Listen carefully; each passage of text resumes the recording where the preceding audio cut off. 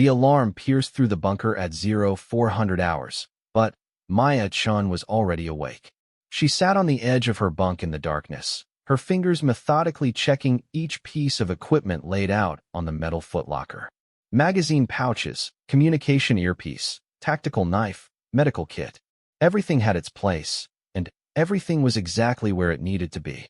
Outside, the wind howled across the desert compound, carrying sand that scraped against the reinforced windows like 1,000 tiny fingernails. She was 28 years old, though the mirror sometimes showed someone much older staring back at her. 5 feet 6 inches of compact muscle and controlled energy, with dark hair pulled back so tight it never moved, even in a firefight. Her teammates called her Ghost, not because she was quiet, though she could be when the mission demanded it, but because she had a way of appearing exactly where the enemy least expected her. Like a phantom materializing from smoke, one teammate had said after their operation in Kandahar. The nickname stuck. The Tactical Operations Center was already buzzing when she entered. Banks of computer monitors cast a blue glow across the faces of intelligence analysts hunched over keyboards. Maps covered every wall, marked with red circles, arrows, and coordinates that told stories of movements, threats, and targets. Commander James Harrison stood at the center of it all, his jaw set in that particular way that meant the mission brief would be complicated. Maya took her position at the table alongside the rest of Delta Squad. There was Marcus Webb, the team leader, a broad-shouldered man from Texas who could navigate any terrain with nothing but a compass and his instincts. Beside him sat Dmitry Volkov, their communications specialist and tech expert, who could hack into enemy systems faster than most people could type a password. Rounding out the team were Jake Sullivan, their medic and explosives handler, and Carlos Mendez, the sniper whose steady hands had saved their lives more times than anyone could count. Harrison didn't waste time with pleasantries. He pressed a button and an image appeared on the main screen. A compound in the mountains of northern Pakistan, surrounded by steep cliffs and accessible only by a single narrow road. Intelligence suggested it was the headquarters of Ahmad Khalil, a high-value target responsible for coordinating attacks that had killed hundreds of civilians across 3 countries. The mission parameters were straightforward on paper. Infiltrate the compound, confirm Khalil's presence, and either capture or eliminate him before he could relocate. The problem was the timeline. Intelligence indicated Khalil would be moving to a new location within 48 hours, disappearing into a network of safe houses where finding him again would take months or years. They had one shot, and it had to be perfect. Maya studied the satellite imagery as Harrison continued the briefing. The compound was a fortress. High walls, multiple guard posts, limited entry points. Thermal imaging showed at least 30 heat signatures inside at any given time, most of them armed. The target stayed in the central building, surrounded by layers of security that would make a direct assault nearly impossible without significant casualties. But Maya saw something the others might have missed. There was a service entrance on the eastern wall, partially hidden by an equipment shed. The thermal scans showed it was used infrequently, mostly by maintenance staff. If they could get inside through that entrance, they could move through the compound's lower levels before anyone realized they were there.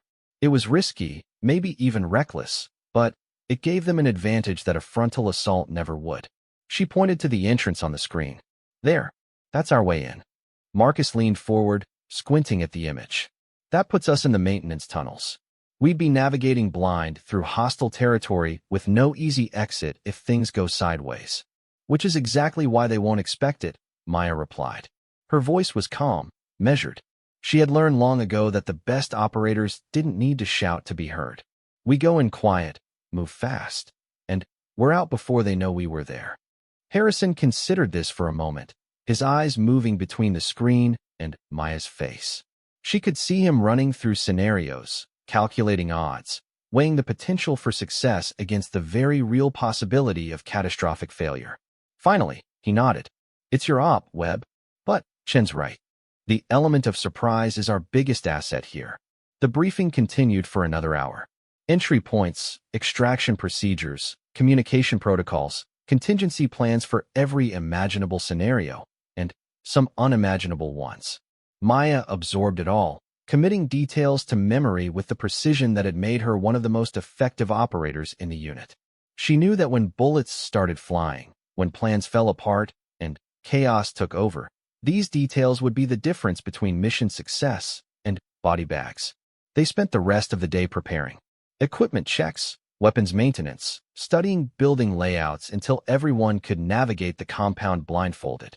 Maya ran through combat scenarios in her mind, visualizing every corridor, every room, every possible angle of attack or ambush. It was a meditation of sorts, a way of preparing not just her body but her mind for what was coming. As evening fell, she found herself on the roof of the barracks, watching the sun sink below the horizon. The desert stretched out in all directions, endless and ancient and indifferent to the small human dramas playing out in its midst. Carlos joined her, moving quietly despite his size, settling down beside her without speaking. They sat in comfortable silence for a while before he finally spoke. "You ever think about what comes after?" Maya knew what he meant. After the missions, after the deployments, after the years of living with one foot always in danger's shadow. She thought about it more than she probably should, late at night when sleep wouldn't come and memories played behind her closed eyelids like unwanted films. Sometimes, she admitted, but not before a mission. Can't afford the distraction. Carlos nodded, understanding. They all had their ways of coping, their methods of staying sharp and focused. For Maya, it meant pushing everything else away, narrowing her world down to the mission, the objective, the next step forward. Everything else could wait. The helicopters lifted off at 2,300 hours, their rotors cutting through the night air as they flew low over the desert terrain. Inside, the team sat in full tactical gear, faces painted, weapons ready. No one spoke.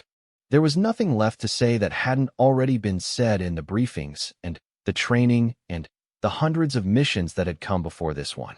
Maya checked her rifle one final time. A custom M4 carbine that she had modified and tuned until it felt like an extension of her own body. Beside it, her sidearm, a Glock 19 that had been with her through 4 tours and had never failed when she needed it most. She thought briefly about the letter in her locker back at base, sealed and addressed to her sister, to be opened only if she didn't come back. Everyone wrote one before deployments like this. Insurance against the worst. The helicopter began its descent, and Maya felt that familiar tightening in her chest, the surge of adrenaline that sharpened her senses and slowed down time. This was the moment she lived for, when training and instinct merged into something that was almost like flying. The door gunner gave them the signal, and one by one they fast roped down into the darkness. They landed in a dried riverbed half a mile from the compound, boots hitting sand with barely a whisper. The night was cold, the kind of cold that seeps through gear and settles into bones. Maya activated her night vision goggles, turning the darkness into a green-lit landscape of shadows and shapes. Marcus made hand signals, and the team moved out in formation, weapons up, each person covering their assigned sector. The terrain was rough, all rocks and loose sand that could turn an ankle or send someone tumbling if they weren't careful. But they had trained for this, had practiced moving as one unit through worse conditions than these. They covered the distance in 20 minutes, stopping just outside the compound's outer perimeter to observe. From this distance, Maya could see the guard towers clearly through her scope. 2 guards in each tower, alert but not alarmed. They were expecting trouble to come from the road, from the obvious approach. They weren't watching the eastern wall as carefully as they should have been. That oversight was going to cost them. Dmitri set up his portable jamming equipment, sophisticated technology that would block the compound's communications and camera systems for exactly 90 seconds. It wasn't much time, but it would be enough. He gave Marcus the thumbs up, and Marcus signaled for them to move. They crossed the open ground like wraiths, staying low, moving fast. Maya reached the wall first, pressing her back against the rough stone, weapons sweeping left and right as the others joined her. Jake produced a small explosive charge, placing it carefully against the lock mechanism of the service entrance. The explosion was barely louder than a cough, but it did the job. The door swung inward, revealing darkness beyond. Maya went in first, her rifle light cutting through the blackness. The maintenance tunnel was exactly as the intelligence reports had described it. Narrow, low-ceilinged, lined with pipes and electrical conduits. The air was stale and smelled of oil and concrete. They moved single file, Maya taking point, each footstep placed with deliberate care to avoid making noise. The tunnel opened into a larger basement area filled with mechanical equipment. Boilers, generators, water pumps, all of it humming and clanking in a rhythmic industrial symphony that would mask any sounds they made. Maya signaled for a halt, listening, her senses stretched to their limits. Somewhere above them, footsteps. Guards on patrol, following their regular routes, unaware that 5 armed operators were directly beneath them. They found the stairs right where the blueprints said they would be. A metal staircase leading up to the main level. The door at the top secured with a simple lock that Dmitri picked in under 10 seconds. Beyond that door was the compound proper, and once they went through, there would be no turning back. Marcus checked his watch, then looked at each team member in turn. Maya saw the question in his eyes, saw him weighing options one final time. She gave him a single nod. They were ready. They had always been ready. He pushed the door open slowly, inch by inch, until they could see into the corridor beyond. Empty. Clean white walls, fluorescent lighting, the antiseptic smell of a building that was regularly maintained. It looked more like a hospital than a terrorist compound, which made it somehow more unsettling. They moved into the corridor in tactical formation, clearing corners, checking doors, advancing toward the central building where intelligence said Khalil would be. The compound was larger than it had appeared from the satellite images, a maze of interconnected buildings and corridors. But Maya had memorized the layout, and she navigated it with the confidence of someone who had walked these halls 100 times before, even though this was her first time setting foot inside. They encountered their first guard at the junction of 2 corridors. He was young, barely 20, smoking a cigarette despite the no-smoking signs posted on the walls. He never heard them coming. Marcus moved like lightning, covering the guard's mouth while applying a chokehold that rendered him unconscious in seconds. They zip-tied his hands and feet, gagged him, and dragged him into a nearby storage closet. The second floor was more heavily guarded. They could hear voices now, conversations in Arabic and Pashto floating through the walls. Maya's Arabic was fluent enough to catch fragments. They were talking about ordinary things. A football match, someone's wedding, plans for the upcoming weekend. It was a reminder that even in places like this, life went on. People lived their lives. Not everyone was a true believer in the cause. Some were just men with guns doing a job. The target's quarters were in the north wing, behind a heavy wooden door guarded by 2 men with automatic rifles. This would be the tricky part. They couldn't leave witnesses, couldn't risk anyone raising an alarm before they had confirmed Khalil's presence and secured him. Maya signaled to Carlos, who raised his suppressed rifle with the smooth precision of someone who had taken this exact shot 1,000 times before. 2 soft pops, barely louder than hand claps. Both guards dropped without a sound, killed instantly by headshots that were so accurate they seemed almost surgical. Jake and Dmitri moved forward immediately, catching the falling bodies before they could hit the ground and make noise. They dragged them to the sides of the corridor, out of immediate sight. Marcus tried the door handle. Locked, but not electronically secured. Another job for Dmitri, who had it open in less than 15 seconds. Beyond the door was a short hallway, and at the end of that hallway was another door, this one with light showing beneath it. Someone was awake inside. Maya took point again, moving down the hallway with her rifle up, finger resting lightly on the trigger guard. Each step was a calculated risk, each breath measured and controlled. She could hear her own heartbeat, steady and strong, the rhythm that had carried her through countless missions just like this one. She was 3 steps from the door when it opened. A man stood there, middle-aged, wearing traditional dress, his eyes widening in shock as he saw her. For a split second, they stared at each other, and Maya saw him process what was happening, saw his hand move toward the pistol on his belt. Her training took over. 2 shots, center mass, and the man fell backward into the room. The element of surprise was gone. Shouts erupted from inside the quarters, and Maya heard the distinctive sound of weapons being readied. She burst through the door, her team right behind her, and found herself in a large sitting room decorated with expensive furniture and Persian rugs. Three men with weapons were scrambling for cover, and at the far end of the room, trying to escape through a back door, was Ahmad Khalil himself. Everything happened in seconds, but, to Maya, it felt like slow motion. Carlos took down one guard with a precise shot. Marcus engaged another, the suppressed weapons making their characteristic coughing sounds. Jake moved to secure the room, checking corners and closets for additional threats. And Maya went after Khalil. He was fast for a man his age, but she was faster. She caught him at the door, grabbing his collar and spinning him around. He swung at her with something, a knife she hadn't seen him draw, and the blade cut through her tactical vest, grazing her ribs. Pain flared, but she didn't hesitate. She drove her elbow into his face, hearing the crunch of breaking bone, then swept his legs out from under him. He hit the ground hard, and she was on him instantly, zip-tying his hands behind his back while pressing her knee into his spine. Target secured, she said into her radio, breathing hard but steady. That was when they heard it. The alarm, piercing and loud, echoing through the entire compound. Someone had found the bodies, or maybe a camera had spotted them despite the jamming. It didn't matter how. What mattered was that their cover was blown, and the entire compound was about to come down on their heads. Marcus made the decision instantly. Exfil Plan Delta. Move now. They hauled Khalil to his feet, Maya keeping her rifle pressed against his spine, while Marcus led them back toward the stairwell. But the route they had taken in was compromised now.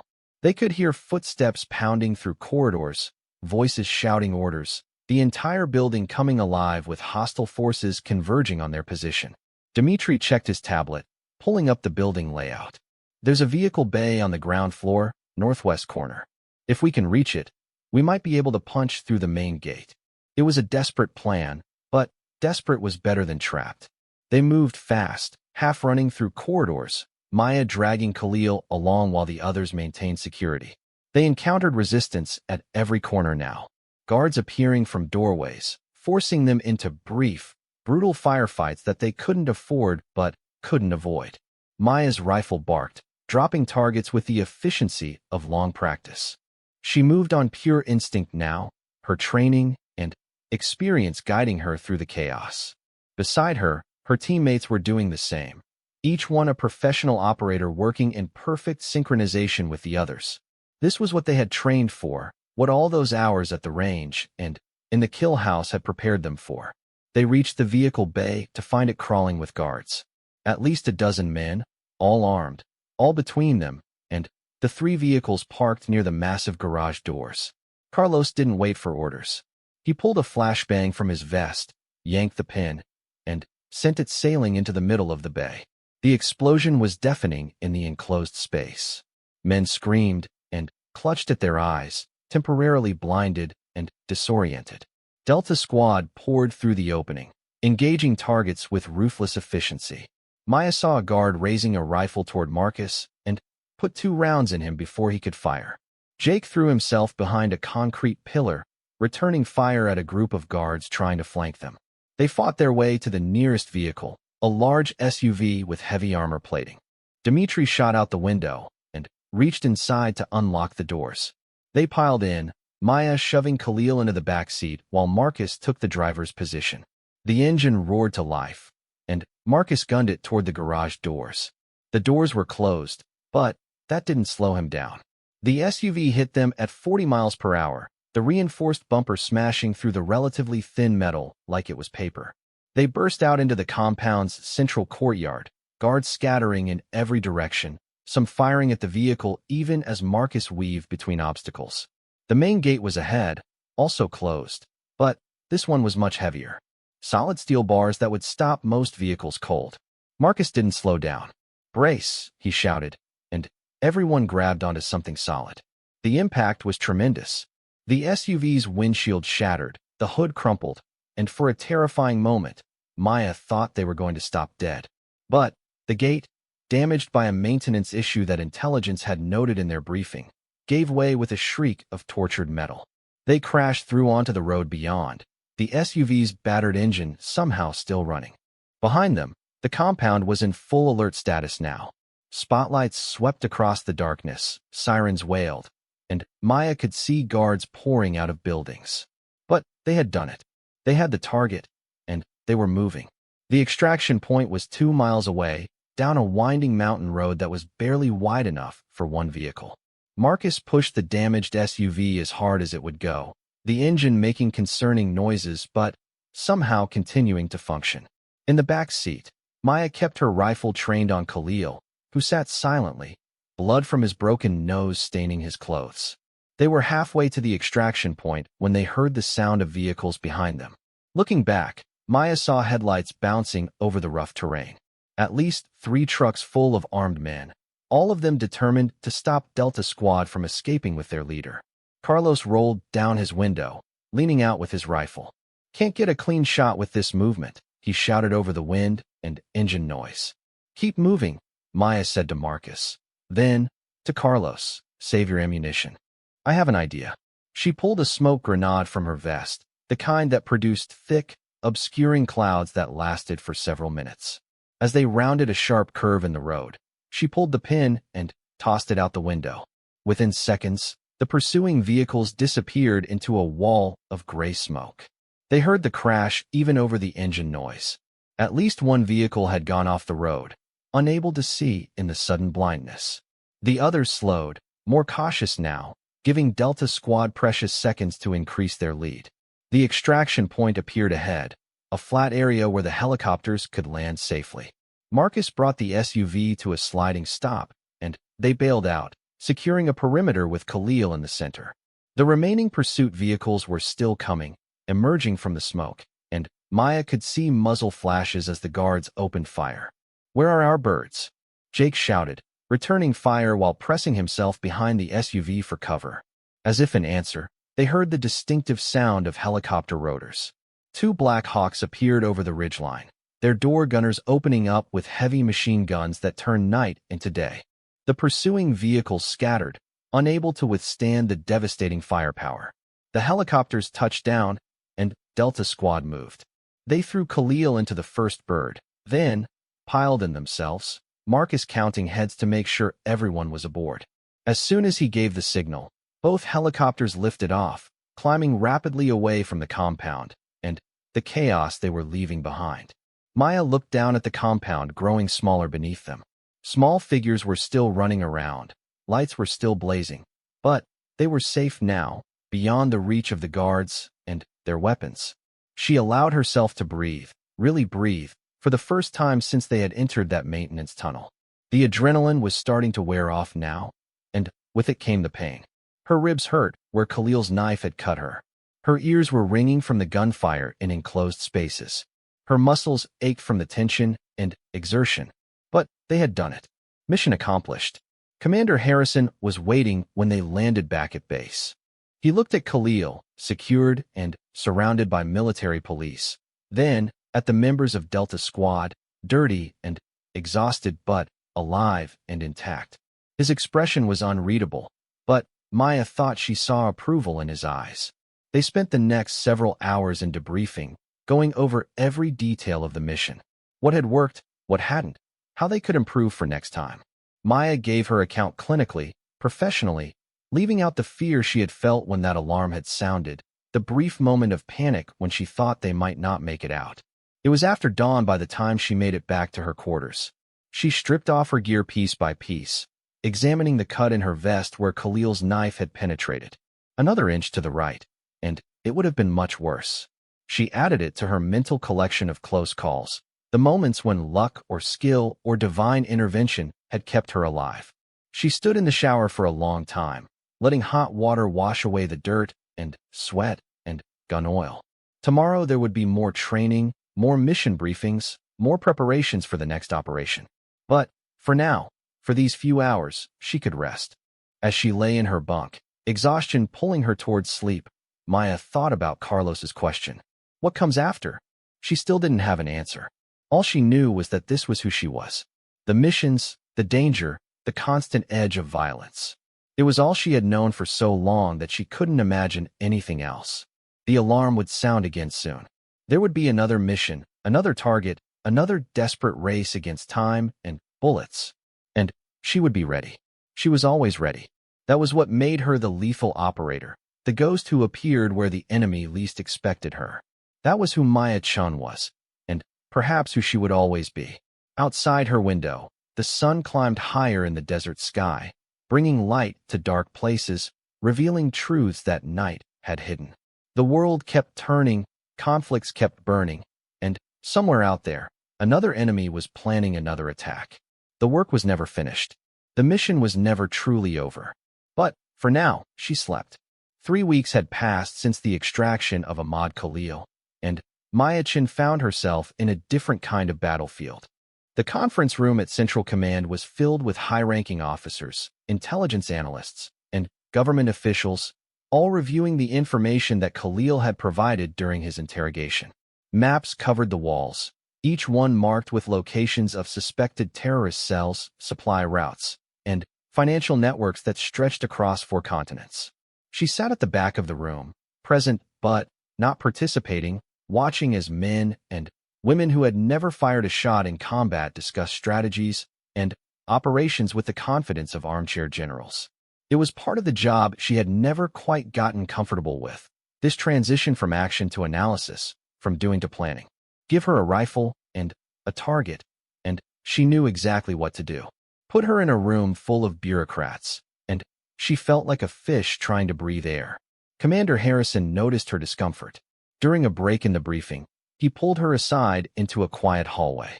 "I know this isn't your favorite part of the job," he said, his voice low enough that no one else could hear. "But Khalil's intelligence is solid. We've verified most of it, and it's leading us to targets that have been invisible for years. Your team made that possible." Maya nodded, accepting the praise even though it felt hollow. She didn't do the work for recognition or commendations. She did it because someone had to, because there were people out there planning unspeakable acts, and standing between them and innocent civilians required people willing to operate in the shadows, to do the hard things that most people couldn't or wouldn't do. "There's another operation," Harrison continued, his tone shifting to something more serious. "Khalil gave us a location in Yemen. A meeting between 3 high-level organizers who haven't been in the same place at the same time in over 5 years. If the intelligence is accurate, we have a narrow window to take all 3 of them out simultaneously." Maya felt that familiar tightening in her chest, the one that came before every mission. It was anticipation mixed with focus, her body and mind preparing for what was coming. When 72 hours, maybe less. The meeting is supposed to happen at a compound outside of Sana'a. The problem is the location. It's in the middle of a civilian area, surrounded by homes and businesses. Collateral damage is a major concern, which is why they want Delta Squad. Surgical precision, in and out before anyone knows we were there. The briefing that afternoon was more detailed. The 3 targets were Rashid al-Hashimi, a financier who moved money through a network of shell companies and underground banking systems; Omar Sistani, a tactical planner responsible for coordinating attacks in Europe and Asia; and Yasser Nasser, a bomb maker whose devices had killed hundreds of people. Together, they represented 3 critical pieces of a much larger organization, and eliminating them would deal a significant blow to terrorist operations across multiple regions. The compound where they would meet was a 3-story building that had once been a school. It was positioned on a narrow street, surrounded on all sides by residential buildings. The local population was largely innocent, families trying to survive in a war-torn region, not combatants or supporters. Any operation would have to be executed with extreme care to avoid civilian casualties. Marcus Webb studied the satellite imagery with a critical eye. "This is tight. Real tight. We can't use air support, can't use heavy weapons. We go in, we're on our own until extraction." Dmitry Volkov pulled up additional intelligence on his laptop. Local authorities are a mixed bag. Some are sympathetic to the targets, some are just trying to keep the peace. We can't count on support from anyone, and we can't assume anyone is neutral. As far as everyone there is concerned, we're the invaders. Jake Sullivan, always the practical one, raised the question that was on everyone's mind. What about rules of engagement? If we encounter civilians, if kids get in the way, what are our parameters? Commander Harrison didn't hesitate. No civilian casualties. Period. If the mission becomes compromised, if there's any risk to innocence, you abort, and we'll find another opportunity. These targets are important, but not important enough to kill people who have nothing to do with terrorism. It was the answer Maya had expected, and the right one, but it also made their job exponentially harder. In combat situations, things rarely went according to plan. Civilians had a way of appearing in the worst possible moments, of being in places they weren't supposed to be, maintaining fire discipline, and making split-second decisions about who was a threat and who wasn't. Required a level of training and judgment that most soldiers never achieved. Fortunately, Delta Squad wasn't most soldiers. They spent the next 48 hours preparing. Weapons checks, gear maintenance, reviewing blueprints, and planning contingencies. Maya ran through scenarios in her mind, visualizing every possible complication and how they would respond. She thought about children playing in the street, about mothers hanging laundry, about fathers returning home from work. All of them potential obstacles. All of them people whose lives could be destroyed in an instant if something went wrong. The night before deployment, she found herself in the base gym, working through combinations on a heavy bag. Left jab, right cross, left hook, right uppercut. The rhythm was meditative, a way of channeling nervous energy into something productive. Her hands were wrapped, her knuckles protected, but she could still feel the impact traveling up her arms with each strike. Carlos found her there, as she had somehow known he would. He didn't interrupt, just watched as she worked, waiting until she was ready to talk. When she finally stopped, breathing hard, sweat soaking through her shirt, he tossed her a bottle of water. "You thinking about the mission?" he asked. Maya drank half the bottle in one long swallow before answering. "Always. It's the civilians that worry me. In the mountains, in the desert, the targets are isolated. But here, we're going to be operating in the middle of people's lives. One mistake, one ricochet, and we destroy a family." Carlos nodded, understanding. He had been in this business long enough to carry his own collection of close calls and near misses. "That's why we train. That's why we're the ones they send. Because we don't make those mistakes." "Nobody's perfect," Maya said quietly. "We've been lucky so far. But luck runs out. Then, we make sure it's not luck. We make sure it's skill and discipline and professionalism." He looked at her directly, his expression serious. "You're the best operator I've ever worked with, Maya. If anyone can pull off a mission like this without collateral damage, it's you. It's us." She wanted to believe him. Most days, she did. But, sitting here on the eve of another deployment, another roll of the dice, it was hard to hold on to that confidence. Still, doubt was a luxury she couldn't afford. When they stepped off that helicopter tomorrow night, there would be no room for hesitation, no space for second-guessing. There would only be the mission, the objective, and the training that had been drilled into them until it was as natural as breathing. The flight to Yemen took 6 hours, most of it over open ocean. Maya tried to sleep, but couldn't. Her mind too active, running through plans and contingencies. Around her, the rest of Delta Squad dealt with pre-mission tension in their own ways. Marcus listened to music on his headphones, eyes closed but clearly not sleeping. Dmitri reviewed intelligence reports on his tablet, his face illuminated by the screen's glow. Jake cleaned his rifle for the 3rd time, even though it was already spotless. Carlos sat in meditation, his breathing slow and controlled. They inserted 3 miles from the target, fast roping from the helicopter into a wadi that would provide cover from observation. The night was warm, unusual for this time of year, and the air smelled of dust and distant cooking fires. They moved out immediately, navigating by GPS and night vision, staying low and quiet. The approach to the compound took 90 minutes of careful movement through urban terrain. Every street corner was a potential ambush point, every window a possible sniper position. They moved like shadows, staying close to walls, avoiding open spaces, constantly checking behind them to make sure they weren't being followed. Maya could hear the city around them. Music from a nearby radio, voices raised in conversation, a baby crying.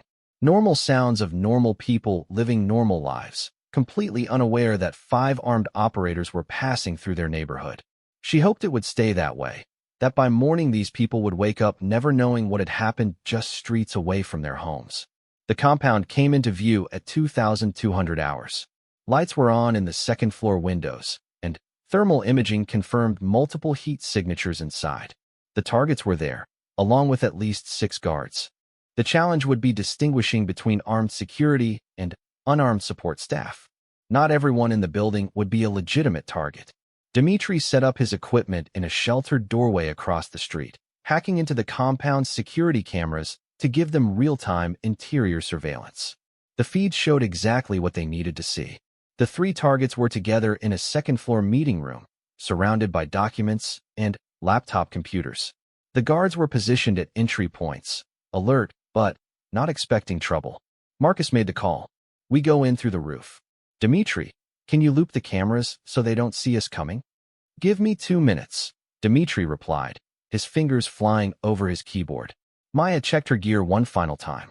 Her rifle was loaded with subsonic ammunition that would be quieter when fired through a suppressor.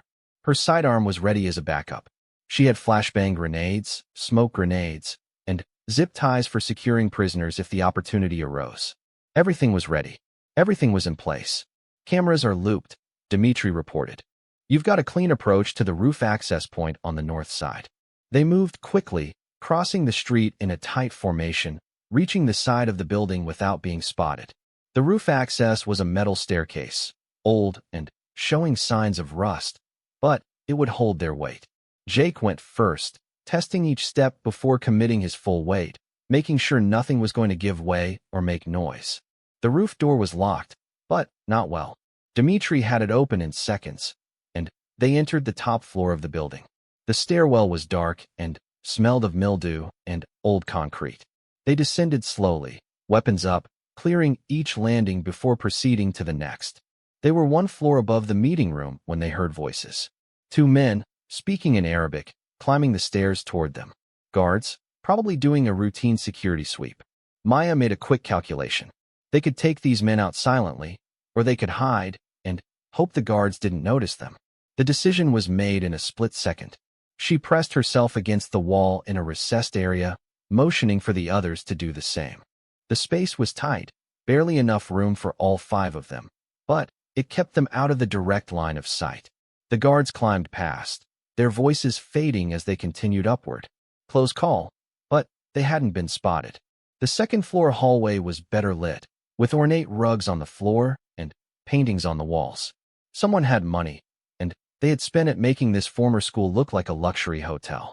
The meeting room was at the end of the hall, guarded by 2 men with automatic rifles who looked professional and alert.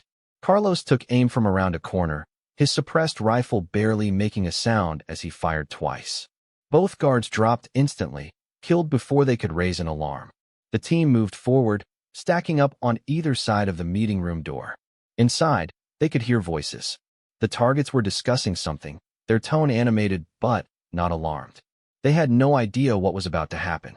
Maya took a deep breath, centering herself, preparing for the controlled violence that was about to erupt. Marcus gave the signal.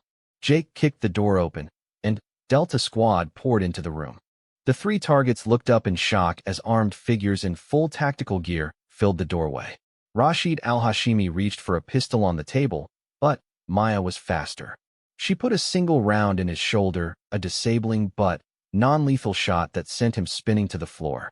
Beside her, Carlos had his rifle trained on Omar Sistani, who had his hands raised in surrender. Yasser Nasser tried to run for a back door, but found Marcus blocking his path. Within seconds, all 3 targets were on the ground, zip-tied and secured. No shots had been fired except Maya's disabling round. The operation had been textbook perfect, exactly the kind of surgical precision they had trained for. That was when they heard the scream. Maya spun toward the sound, her weapon tracking to a doorway they hadn't checked.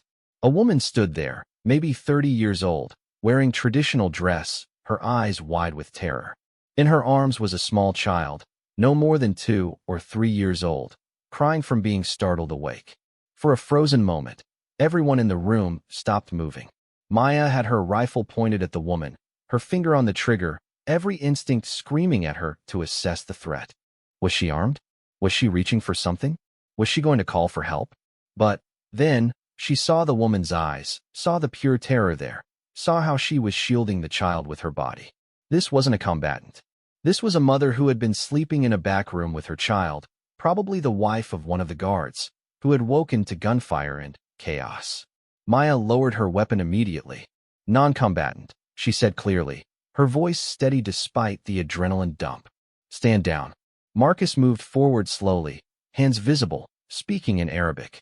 He told the woman that no one was going to hurt her or her child, that they needed to stay quiet, that this would all be over soon. The woman nodded, tears streaming down her face, clutching her child closer. Jake moved to check on her, his medic training taking over. He spoke softly, reassuringly, checking to make sure neither the woman nor the child had been hurt. They were terrified but unharmed, and Jake guided them to sit in a corner of the room, away from the windows and the secured targets. The sound of vehicles outside snapped everyone's attention back to the mission. Dimitri's voice came through their earpieces. Multiple vehicles approaching, at least 15 hostile forces. You've got maybe 2 minutes before they reach your position. The situation had just gotten significantly more complicated. They had the targets secured, but they also had 2 civilians who couldn't be left behind and couldn't move quickly. The original extraction plan had assumed they would be able to move fast and light. Now they were going to have to fight their way out while protecting people who would be caught in the crossfire. Marcus made the decision instantly. New plan. We hold this position until extraction arrives. Dimitri, call on the birds now. Tell them we need dust off immediately, and we have civilians with us. They fortified the meeting room as best they could in the limited time available. Jake pushed furniture against the door to create barriers. Carlos took a position at the window with his rifle, ready to provide covering fire. Maya stayed with the woman and child, positioning herself between them and the most likely direction of attack. The hostile forces arrived with screeching tires and shouted orders. Maya could hear them below, organizing, preparing to assault the building. They would be coming up the stairs any moment, and when they did, this was going to turn into the kind of close-quarters battle that left bodies in hallways and holes in walls. The first attackers came up the stairs with weapons blazing, spraying bullets without regard for accuracy or fire discipline. They were local militia, probably loyal to the targets or paid for security, more enthusiasm than training. But enthusiasm with automatic weapons was still deadly, and there were a lot of them. Carlos engaged from the window, his precise shots dropping attackers as they tried to enter the building. Jake threw a flashbang down the stairwell, buying them a few precious seconds as the attack stalled. Marcus fired through the door at anyone who tried to breach, his shots controlled and deliberate. Maya stayed with the civilians, her rifle trained on the doorway, ready to engage any threat that made it into the room. The child was crying, the mother trying to comfort her while trembling with fear. Maya spoke to her in Arabic, her voice calm despite the chaos, telling her to keep her head down, that help was coming. The fight lasted for what felt like hours, but was probably closer to 10 minutes. The attackers kept coming in waves, each one pushed back by Delta Squad's superior training and positioning. But ammunition was finite, and the operators were burning through magazines faster than they would have liked. Sooner or later, the attackers would overwhelm them through sheer numbers. The sound of helicopter rotors was the most beautiful thing Maya had ever heard. 2 Black Hawks came in fast and low, their door gunners opening up with devastating fire that scattered the remaining attackers. One bird touched down on the street in front of the building while the other provided air cover. Move now, Marcus shouted, and they executed the extraction with practiced efficiency. Jake grabbed the child while Carlos helped the woman to her feet. Maya and Marcus provided covering fire as they moved down the stairs, stepping over bodies of attackers who hadn't retreated fast enough. The 3 secured targets were dragged along, zip-tied hands making them stumble, but no one was gentle about keeping them upright. They burst out of the building into a scene of controlled chaos. The helicopter's rotors kicked up dust and debris, making visibility terrible. Tracer rounds from the door gunners streaked through the air, keeping the remaining attackers pinned down. The street was littered with spent brass casings and the evidence of the brief but intense firefight.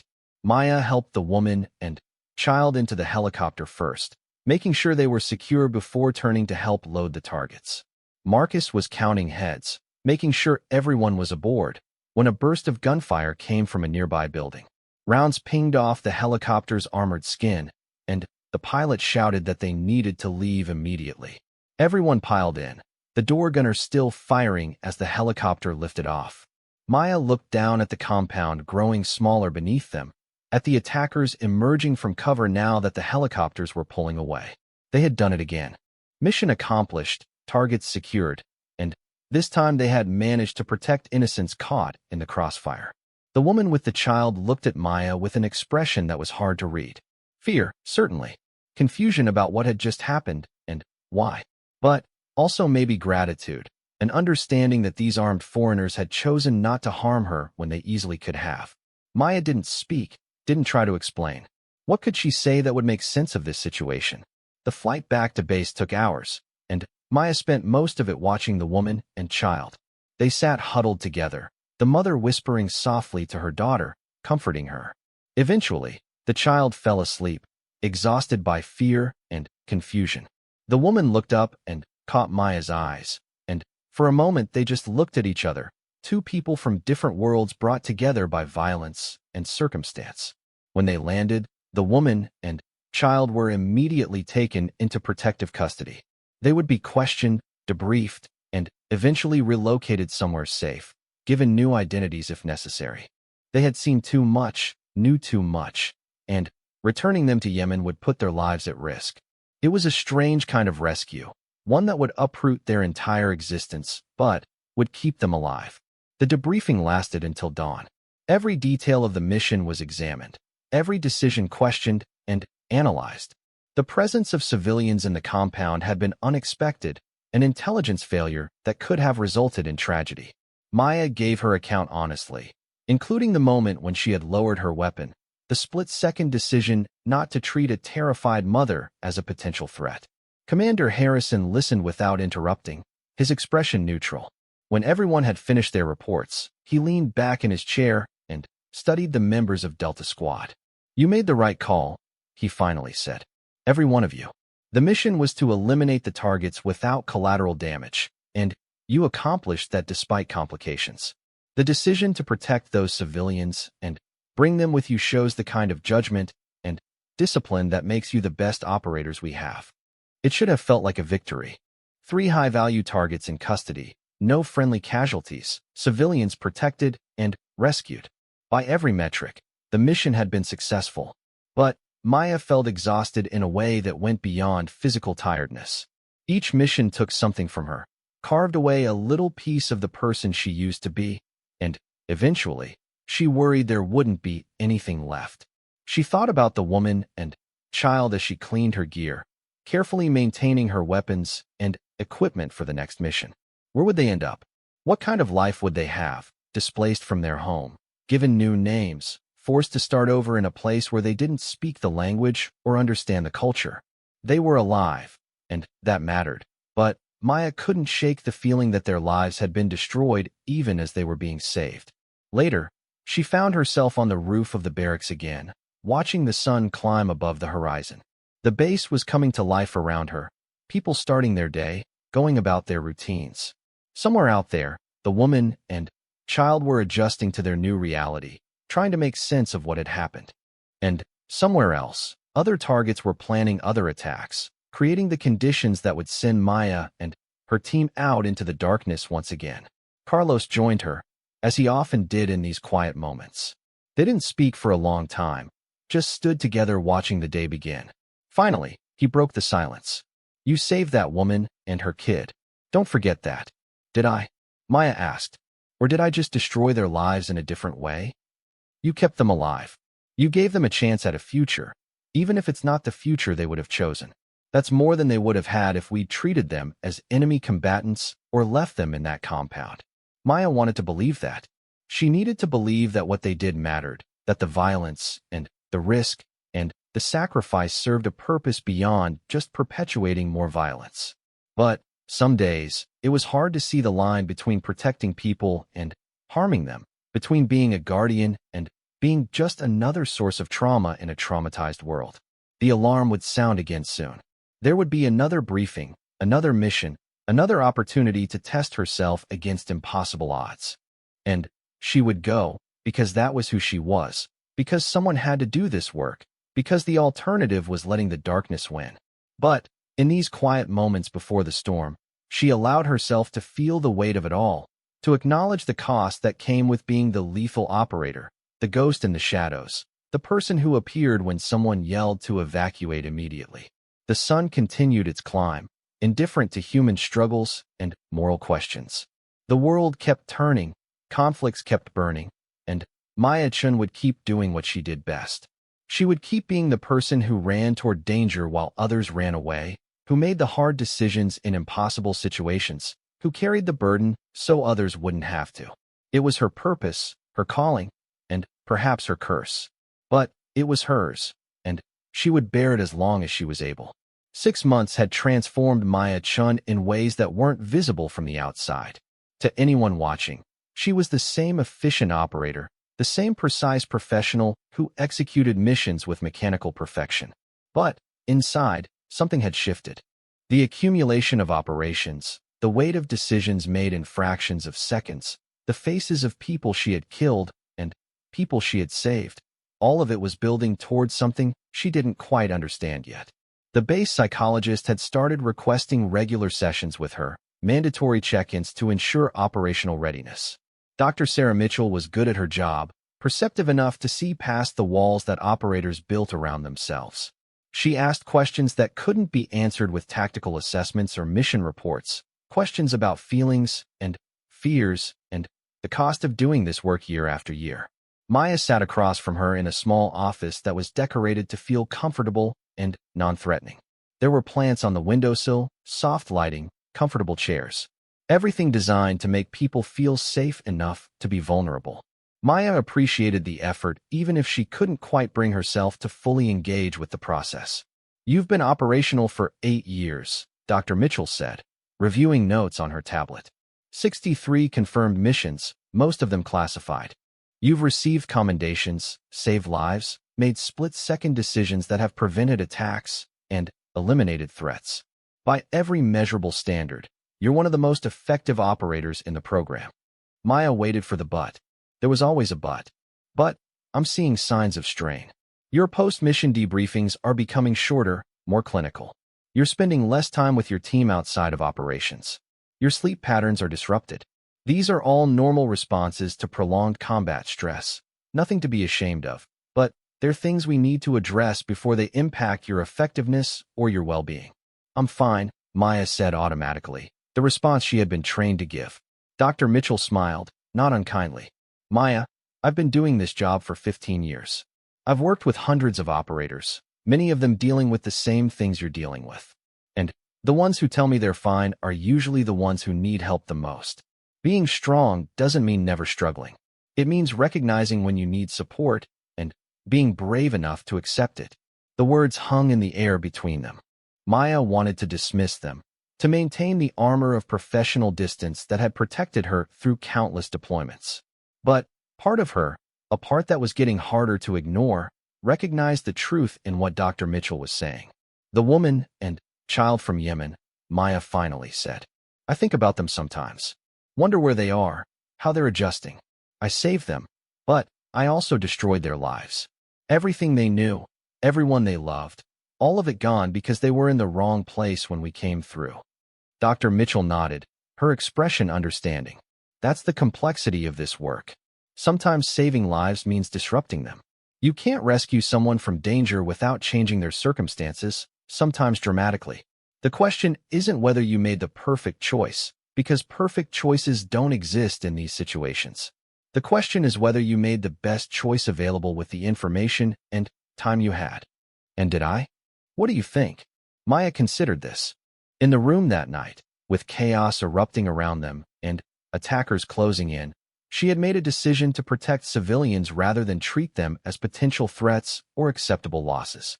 She had chosen to see them as people first, combatants never, even though that decision had complicated the mission and increased risk to her team. "I think I did what I had to do," she said slowly. "But that doesn't mean it feels good. It doesn't mean I'm comfortable with the consequences. And that's healthy," Dr. Mitchell assured her. The day you stop questioning your decisions, the day you become comfortable with the consequences of violence, that's when I would worry about your readiness to continue this work. Your discomfort is a sign that your moral compass is still functioning, that you're still connected to your humanity despite operating in situations that push the boundaries of what humans should have to endure. The session continued for another 30 minutes, touching on topics that Maya normally kept locked away in parts of her mind she didn't examine too closely. Her relationship with her family, distant now after years of being unable to talk about her work or where she had been. Her lack of connections outside the military, friendships that had faded as her world narrowed to the confines of the base, and the missions. The way time seemed to move differently for her now, measured in operations rather than seasons, in crisis rather than routine. When she left Dr. Mitchell's office, Maya felt both lighter and more burdened. Lighter because some of what she had been carrying had been acknowledged and shared. Burdened because acknowledging it made it more real, harder to ignore or push aside. She had built her effectiveness on the ability to compartmentalize, to separate the person she was from the operator she needed to be. But those compartments were starting to leak, boundaries blurring in ways that felt dangerous. The next mission briefing came 3 days later. Commander Harrison stood at the front of the operations center with an expression that Maya had learned to recognize. This wasn't going to be a standard operation. This was going to be something different, something that would test them in new ways. The target was Nikolai Voloshin, a Ukrainian national who had defected to Russia and was now working as a facilitator for arms dealers operating throughout Eastern Europe. Intelligence indicated he would be attending a high-level meeting in Minsk, Belarus, where several major weapons transactions would be finalized. The goal wasn't just to capture Voloshin, but to gather intelligence on the entire network, which meant infiltrating the meeting itself. This is different from our usual operations, Harrison explained. You're not going in as a tactical unit. You're going in undercover, posing as representatives of a criminal organization interested in purchasing weapons. The approach will be social engineering rather than direct action, at least initially. Maya felt a familiar tightening in her chest, but this time it was different. She was comfortable with violence, with the straightforward clarity of combat operations. This kind of work, where deception and manipulation were the primary tools, required a different skill set, one she had trained for but rarely used in actual operations. Marcus leaned forward, studying the briefing materials. What kind of weapons are we supposed to be buying? Anti-aircraft systems, specifically portable systems that can target commercial aircraft. The cover story is that you represent interests in South America looking to enhance their air defense capabilities. Voloshin will have samples and documentation at the meeting, which we need to obtain along with information about his supply chain and customer base. The operation would require weeks of preparation. They couldn't just show up at a criminal arms deal and expect to be taken seriously. They needed backgrounds, cover stories, documentation that would withstand scrutiny. They needed to become different people, at least convincingly enough to fool experienced criminals who had survived by being paranoid and thorough. Maya was assigned the role of financial coordinator, the person who would handle the money side of the transactions. It meant learning about international banking, money laundering techniques, cryptocurrency transfers, all the mechanisms that allowed illegal weapons to change hands for millions of dollars without leaving obvious trails. She spent hours with financial analysts and former criminals who had been turned to work for intelligence agencies, absorbing information about a world she had never directly encountered. The transformation was unsettling. She traded her tactical gear for expensive suits and designer accessories. Her hair was styled differently, makeup applied to change the shape of her face.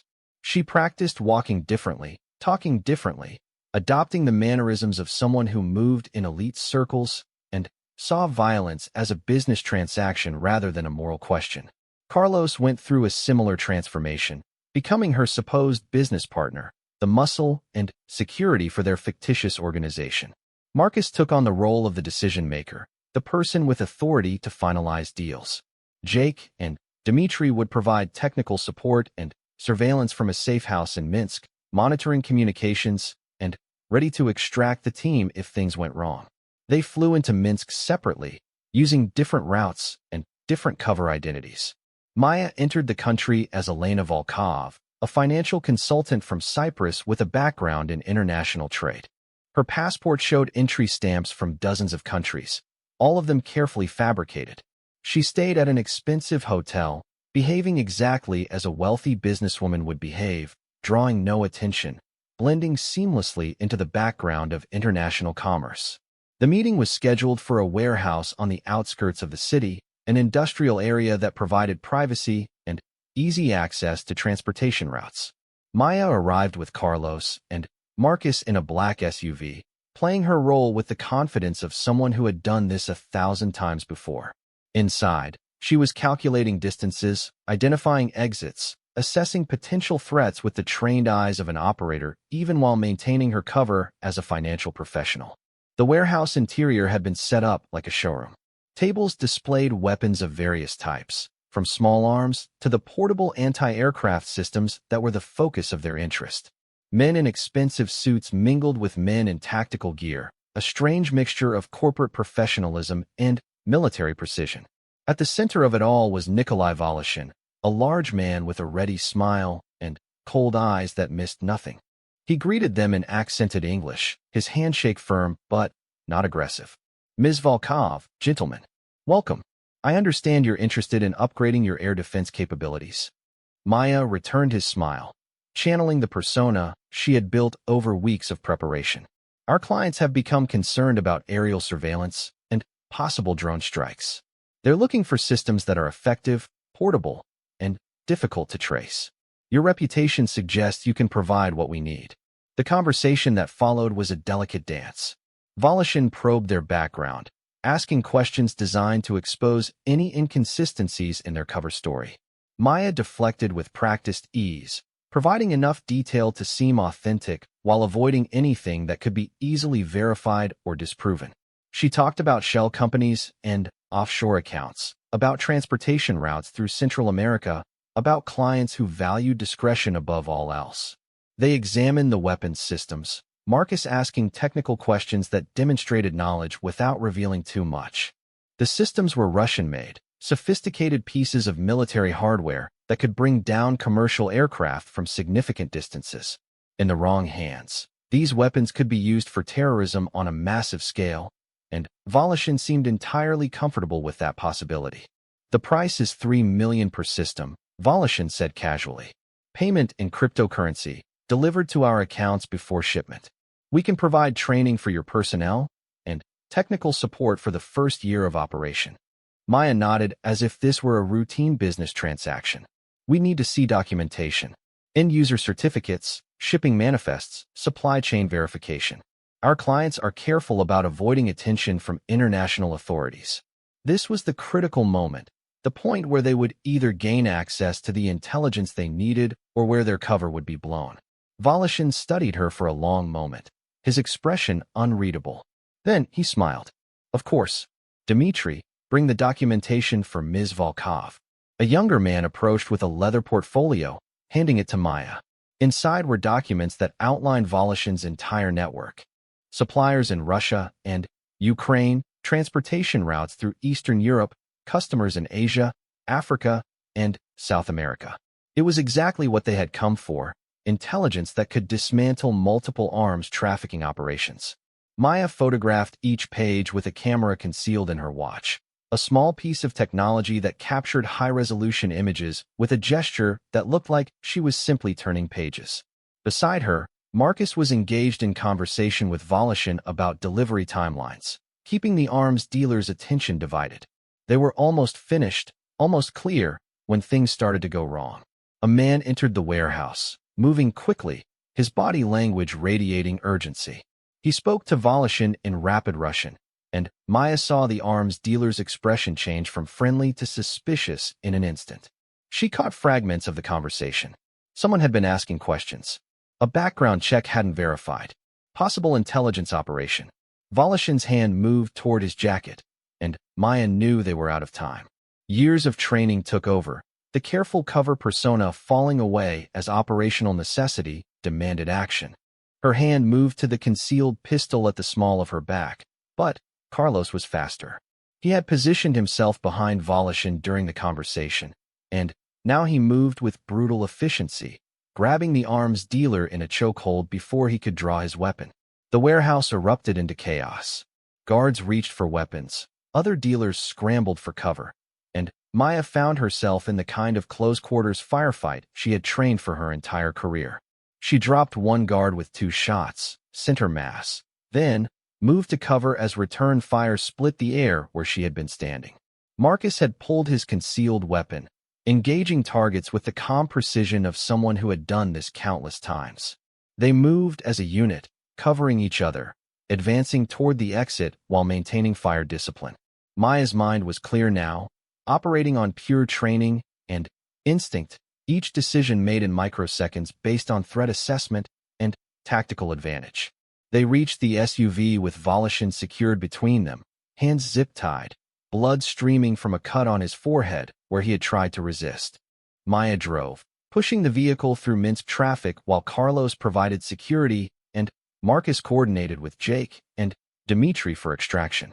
Behind them, they could hear sirens, the local authorities responding to reports of gunfire in the warehouse district.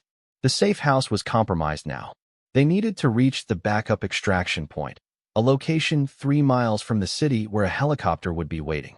But 3 miles through a city on alert, with every police officer and probably organized crime figures looking for them, might as well have been 100 miles.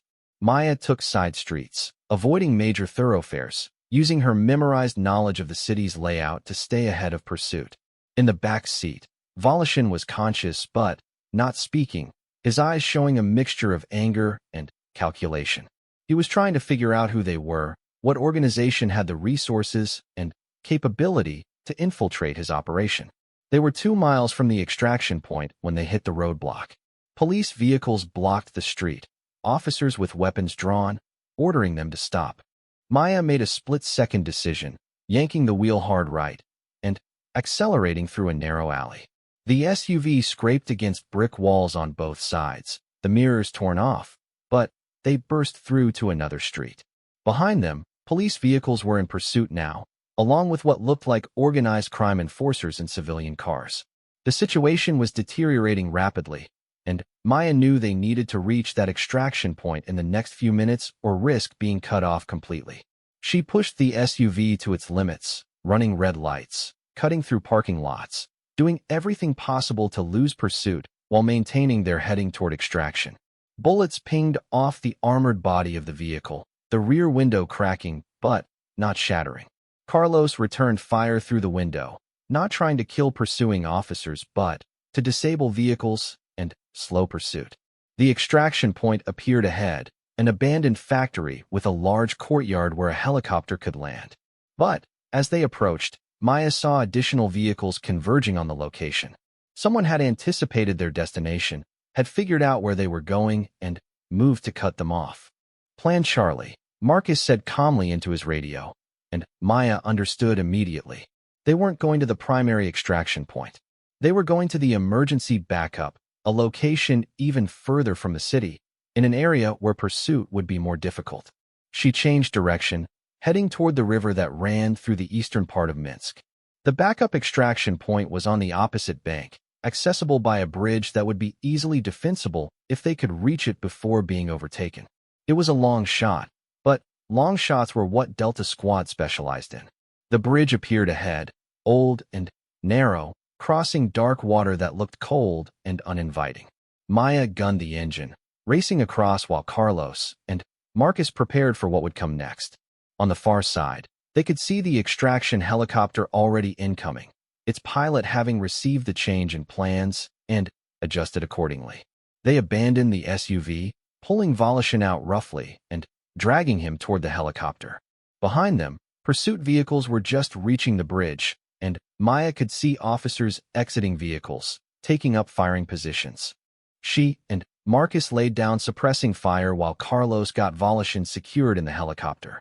The door gunner opened up, his heavy machine gun sending rounds downrange that forced the pursuers to take cover. Maya and Marcus sprinted for the helicopter, diving through the open door as it lifted off. Bullets struck the helicopter's armor, but none penetrated, and within seconds they were climbing rapidly, pulling away from the ground and the chaos they were leaving behind. Maya lay on the helicopter floor, breathing hard, adrenaline still coursing through her system. Her carefully constructed cover was blown, her designer suit was torn and dirty, and she could feel bruises forming where she had hit the deck during the firefight.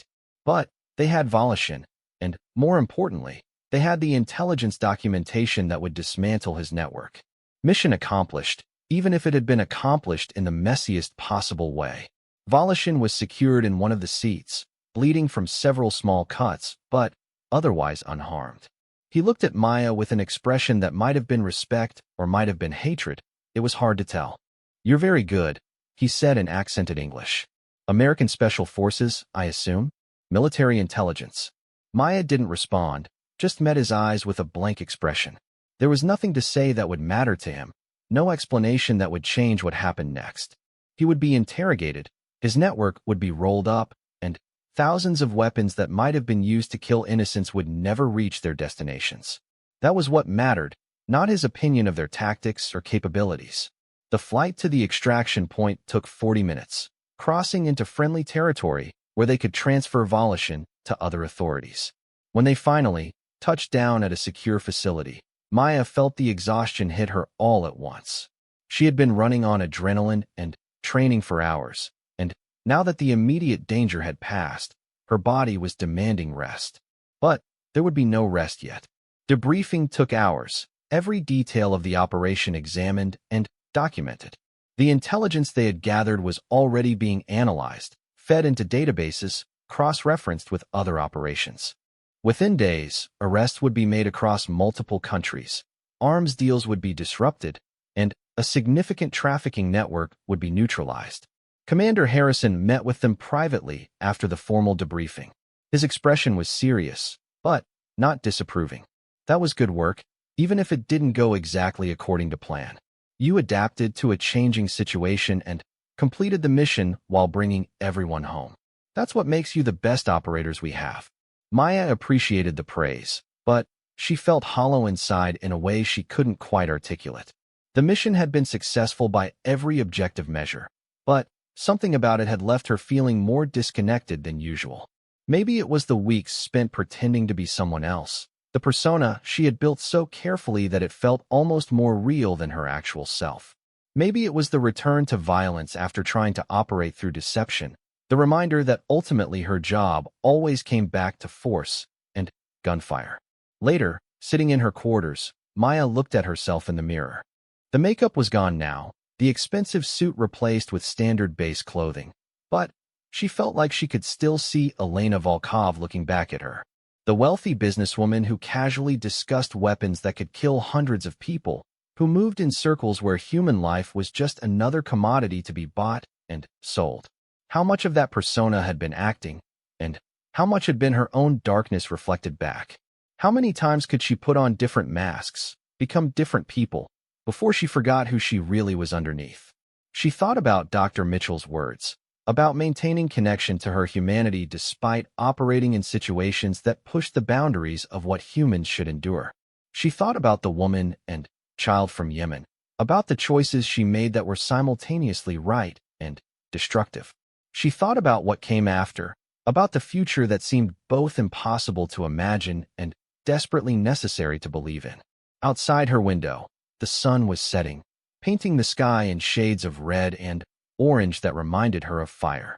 Another day ending, another mission completed, another step forward into darkness that she hoped would eventually lead back to light. The path of the lethal operator was a lonely one, walked by people who gave up pieces of themselves so others could sleep safely in their beds, never knowing what was done on their behalf. Maya Chun had chosen this path years ago, had dedicated her life to being the person who ran toward danger while others ran away. But, sitting here in the quiet aftermath of another successful mission, she wondered how much further she could walk before there was nothing left of the person she used to be. How many more missions, how many more masks, how many more impossible choices before the weight became too much to carry?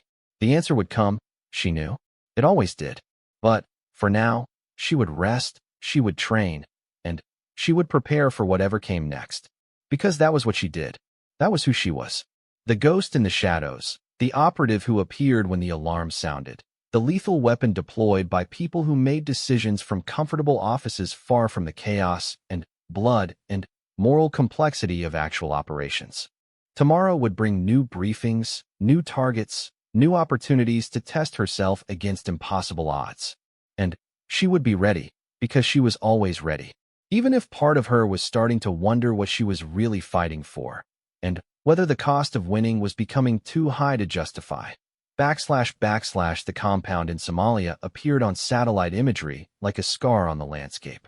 It sat in the middle of nowhere, surrounded by desert scrubland that stretched for miles in every direction. Intelligence identified it as a training facility for militants operating throughout the Horn of Africa, a place where young men were radicalized and taught to kill in the name of ideology. The mission was straightforward on paper: identify the leadership structure, gather intelligence on operations, and, if the opportunity presented itself, eliminate key targets. Maya Chen studied the images with eyes that had learned to see violence in pixels and coordinates. She had been doing this for 9 years now, and the patterns had become second nature. Guard rotations, defensive positions, vulnerable entry points. But this mission felt different in a way she couldn't quite articulate, an uneasiness that settled in her gut and refused to leave. Commander Harrison noticed her hesitation during the mission briefing. After the others had filed out, he pulled her aside. "Talk to me, Chun. What's bothering you about this op?" Maya chose her words carefully. "The intelligence is thin, sir. We know there's a training facility. We know there are militants, but we don't have solid information on leadership, numbers, or defensive capabilities. We're going in with a lot of unknowns." Harrison nodded, acknowledging the concern. "That's why you're going in for reconnaissance first. Eyes on target, assess the situation, report back. We're not asking you to engage unless you have a clear tactical advantage and high-value targets confirmed." It was reasonable, as these things went. Reconnaissance missions were part of the job, gathering intelligence that would inform later operations. But something about this one felt off, and Maya had learned over the years to trust her instincts. Unfortunately, instinct wasn't something you could put in a report or use to justify refusing a mission. Delta Squad deployed 3 days later, inserting by helicopter under cover of darkness into a landing zone 15 miles from the compound. The heat hit Maya as soon as she stepped off the helicopter, dry and oppressive even at night. Somalia in summer was like being inside an oven, and they would be operating in this environment for potentially days before extraction.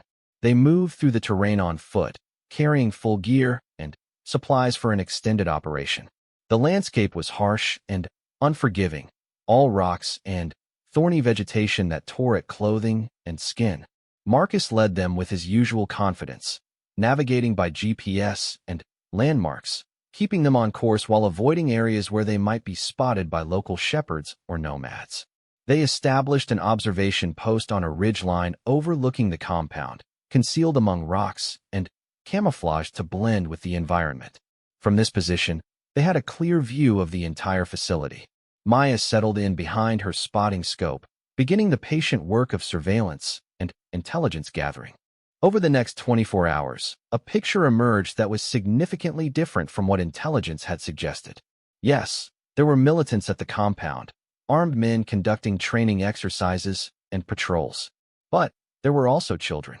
Lots of children, ranging from maybe 10 years old to late teens, being subjected to the same training as the adults. Maya watched through her scope as boys who should have been in school were instead learning to field strip automatic rifles and construct improvised explosive devices. She saw them being indoctrinated with ideology that taught them to hate, to kill, to see themselves as soldiers in a holy war. It was sickening and tragic and infuriating all at once. "Child soldiers," Carlos muttered beside her, his voice tight with controlled anger. "They're building an army of kids." Marcus was documenting everything, photographing faces and activities, building intelligence files that would be analyzed back at base. "Command needs to see this. This isn't just a training facility. This is recruitment and indoctrination of minors. Changes the whole picture." But it was more complicated than that. These children were victims being transformed into perpetrators. They were being stolen from their families, their innocence destroyed, their futures twisted into something violent and dark. But they were also learning to kill, to plant bombs, to carry out attacks. In a few years, they would be fully fledged militants, and the distinction between victim and victimizer would become blurred beyond recognition. Maya felt the familiar moral weight settling on her shoulders. What were they supposed to do here? Attack the compound and risk killing children who had been forced into this life? Stand by and watch as more kids were brutalized and radicalized? Try to find some middle path that somehow balanced protecting the innocent with neutralizing the threat? On the second day of surveillance, they identified the leadership. 3 men, clearly in charge, directing training and conducting what looked like strategic planning sessions. They were older, experienced, the kind of committed militants who had probably been fighting for decades. These were legitimate targets, people who had chosen this path and were actively recruiting children to follow it. Marcus sent the intelligence back to command along with his assessment and recommendations. Then, they waited, watching the compound, documenting patterns, preparing for whatever orders would come through. The heat was brutal during the day, forcing them to ration water carefully. At night, temperatures dropped dramatically, the desert cold seeping through gear and into bones. Maya took her turn on watch, staring at the compound through night vision, seeing the green-lit figures moving through their routines. She thought about her own childhood, so different from what these kids were experiencing. She had grown up in California, daughter of immigrants who had worked impossible hours to give their children opportunities. She had gone to good schools, played sports, had friends, and sleepovers, and all the normal experiences of an American teenager. What would she have become if she had grown up here, in a place where violence was routine and survival depended on becoming hard and ruthless? Would she have resisted the indoctrination, or would she have embraced it as the only path forward? It was impossible to know, but the question haunted her. The order came through on the third day. Command had decided that the presence of child soldiers didn't change the fundamental objective. The leadership needed to be eliminated, and Delta Squad was authorized to proceed with the mission. However, extreme caution was to be exercised to avoid harm to the children. If possible, the operation should be conducted when the kids were separated from the targets.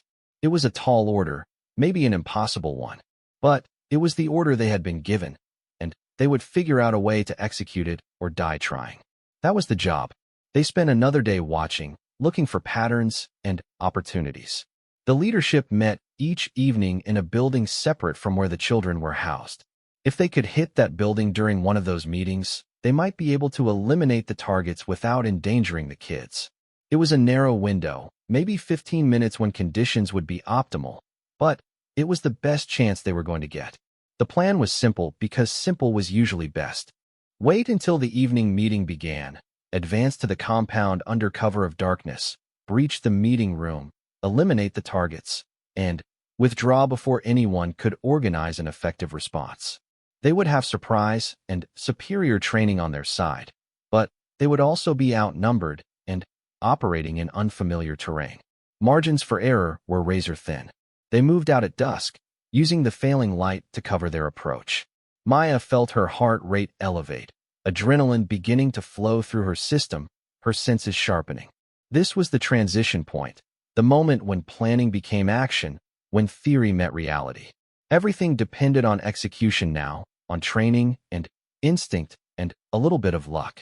They reached the compound perimeter without being detected, moving slowly and carefully, using every bit of cover available. The walls were low here, easy enough to scale, and they went over one by one, dropping silently to the other side. Inside the compound, they could hear voices, children laughing or crying. It was hard to tell. The sounds tightened something in Maya's chest, a reminder of what was at stake here. The meeting building was straight ahead, lights visible through windows. Through those windows, Maya could see the 3 targets, seated around a table with maps and documents spread out before them. This was it. This was the moment they had been preparing for. They stacked up on the door, each operator taking their position, weapons ready. Marcus gave the count with his fingers. 3, 2, 1. Jake kicked the door open, and they flooded into the room with overwhelming force. The targets barely had time to react. 2 of them went for weapons, which was their last mistake. Maya put 2 rounds in the nearest one, while Carlos engaged the other. The third target, the oldest of the group, raised his hands in surrender, his eyes showing calculation rather than fear. "Secure him," Marcus ordered, and Jake moved forward with zip ties.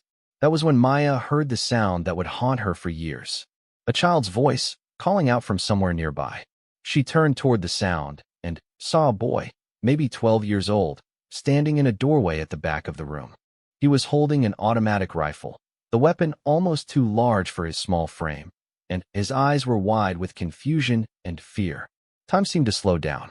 Maya saw the boy's finger move toward the trigger, saw him processing what was happening, saw him trying to decide if he should shoot. She had her rifle trained on him instinctively, could have killed him in a fraction of a second. But he was just a child, a victim who had been turned into a weapon by the men they had just killed. "Don't," she said in Arabic, her voice firm but not threatening. "Put down the gun. Nobody needs to get hurt." The boy hesitated, his fingers still on the trigger, tears starting to stream down his face. Behind him, Maya could hear more voices, other children waking up or responding to the gunfire. The situation was spiraling out of control fast. Carlos had moved to cover the back entrance, preventing other militants from entering. Marcus was securing the surviving target, moving quickly and efficiently. Jake was already preparing charges to destroy the weapons and training materials in the building. They needed to leave, needed to execute their withdrawal before the entire compound mobilized against them. But Maya couldn't take her eyes off the boy. She saw herself in his face, or rather she saw what she might have become if circumstances had been different. A child forced into violence, given a gun, and told that killing was holy, that dying for the cause was the highest honor. He probably couldn't remember a time before the training, before the ideology, before the transformation from innocent child to child soldier. "Please," she said, lowering her rifle slightly, showing she wasn't an immediate threat. "You don't have to do this. Put down the gun and walk away." For a moment, she thought he was going to listen. His grip on the rifle loosened slightly, his finger moving away from the trigger. But then, something changed in his expression, some remembered lesson or indoctrinated belief taking over. He started to raise the rifle, started to aim it at Maya. Carlos reacted faster than conscious thought, his suppressed rifle coughing twice. The boy dropped, the weapon clattering to the floor beside him. Dead before he hit the ground, killed by a professional operator who had made the calculation that saving Maya's life was worth taking the child's. The world snapped back into motion. Marcus was shouting orders, Jake was detonating charges, and Maya was moving toward the exit on autopilot, her training overriding the shock and horror she felt. They fought their way out of the compound through militants who were now fully alert and engaging, burning through ammunition and moving with the desperate speed of people who knew they were operating on borrowed time. The extraction was chaos, running through darkness, hearing pursuit behind them, calling for the helicopter while knowing they might not reach it in time. Maya ran on pure instinct now, her mind elsewhere, stuck in that moment when the boy had pointed the rifle at her and Carlos had made the decision she couldn't make. They reached the landing zone with minutes to spare, the helicopter coming in under fire, door gunners providing suppressive fire as Delta Squad scrambled aboard.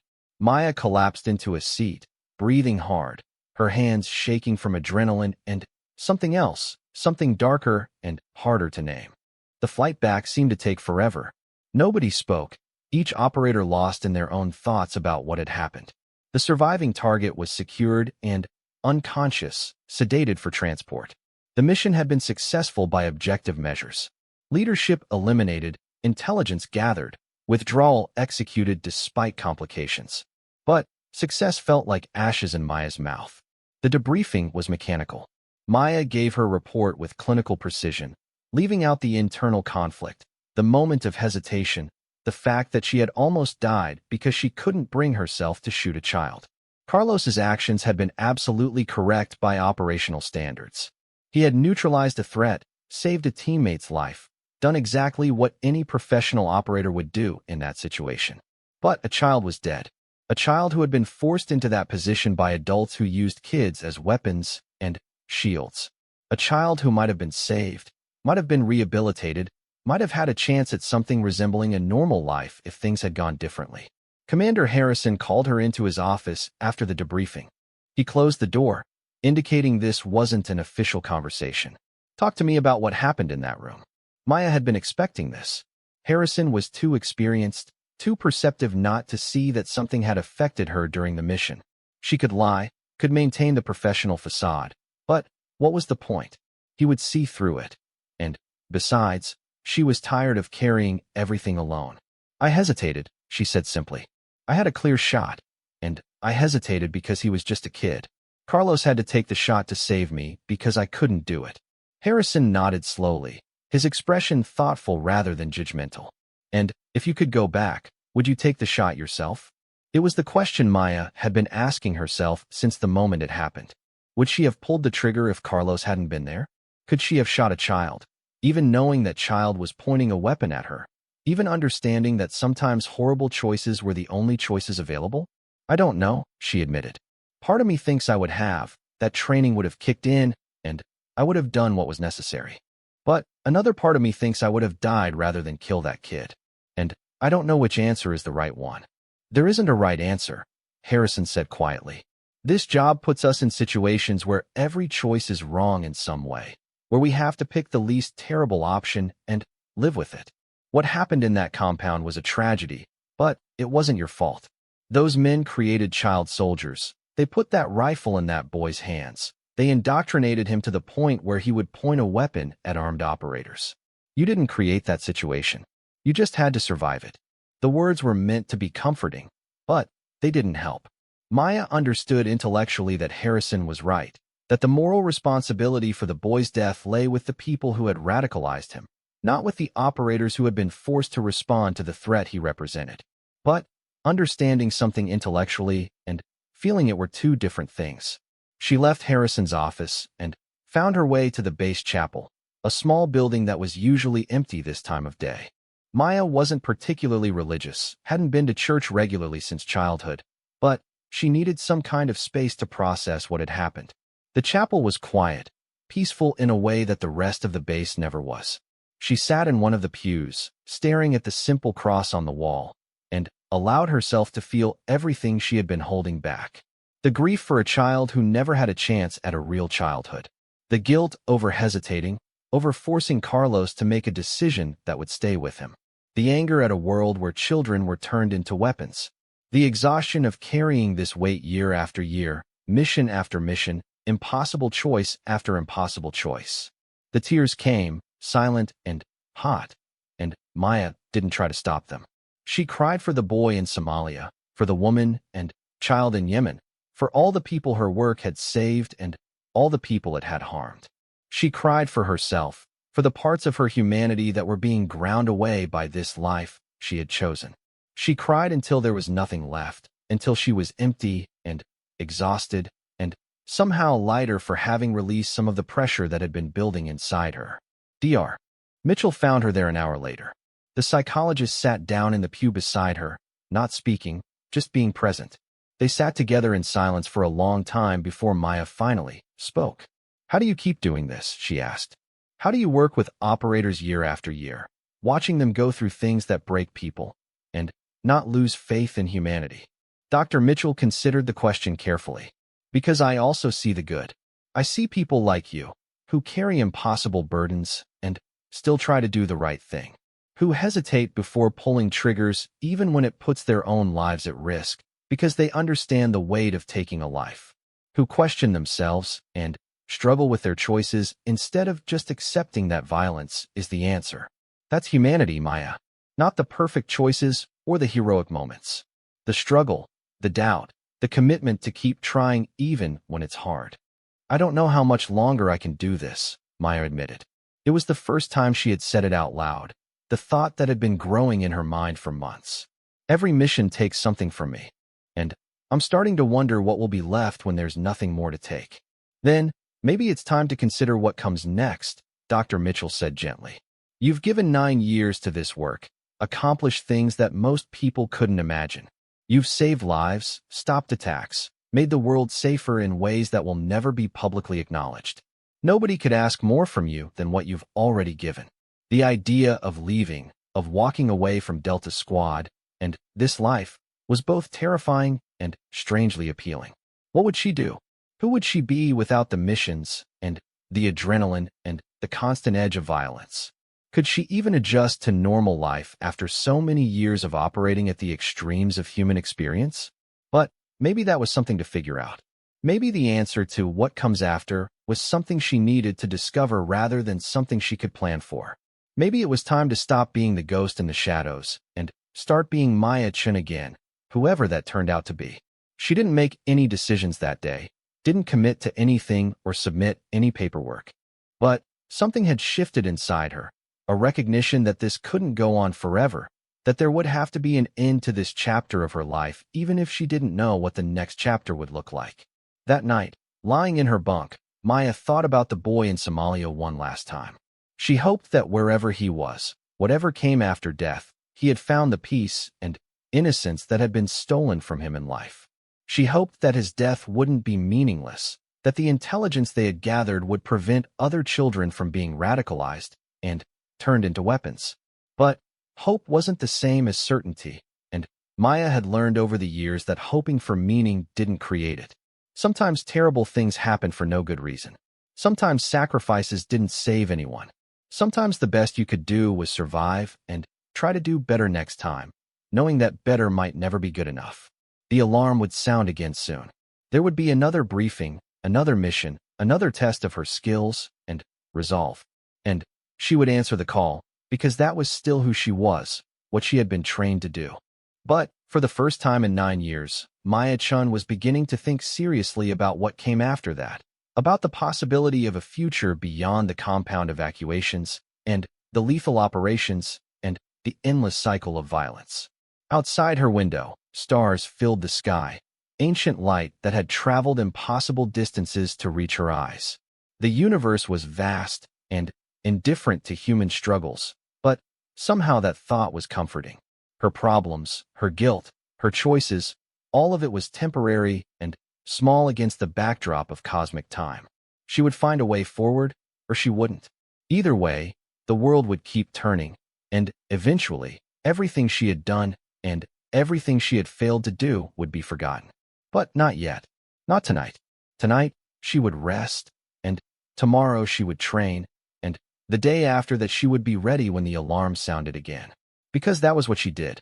That was who Maya Chun was, even as she was beginning to wonder who she might become when this part of her life finally ended. The call came at 3 in the morning, which meant it was serious. Maya Chun was already awake when her phone buzzed, sitting on the edge of her bunk, staring at nothing in particular. Sleep had become elusive over the past few months, her mind refusing to quiet down enough to rest properly. She answered on the first ring. "Chun, get to the operations center immediately. Full team recall." Commander Harrison's voice had that edge it got when situations were developing faster than planning could accommodate. She dressed in tactical gear by muscle memory, her hands moving through familiar patterns even while her mind was still processing the sudden summons. This wasn't standard protocol for mission briefings. Full team recall at 0:30 meant something had gone wrong somewhere, and they needed immediate response capability. The operations center was buzzing with controlled chaos when she arrived.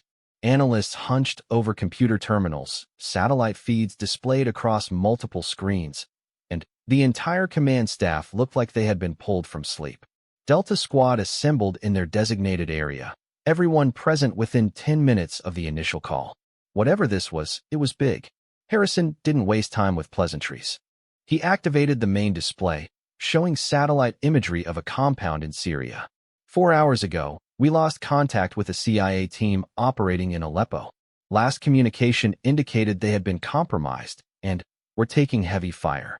We have reason to believe they're being held at this location by an extremist group with ties to multiple terrorist organizations.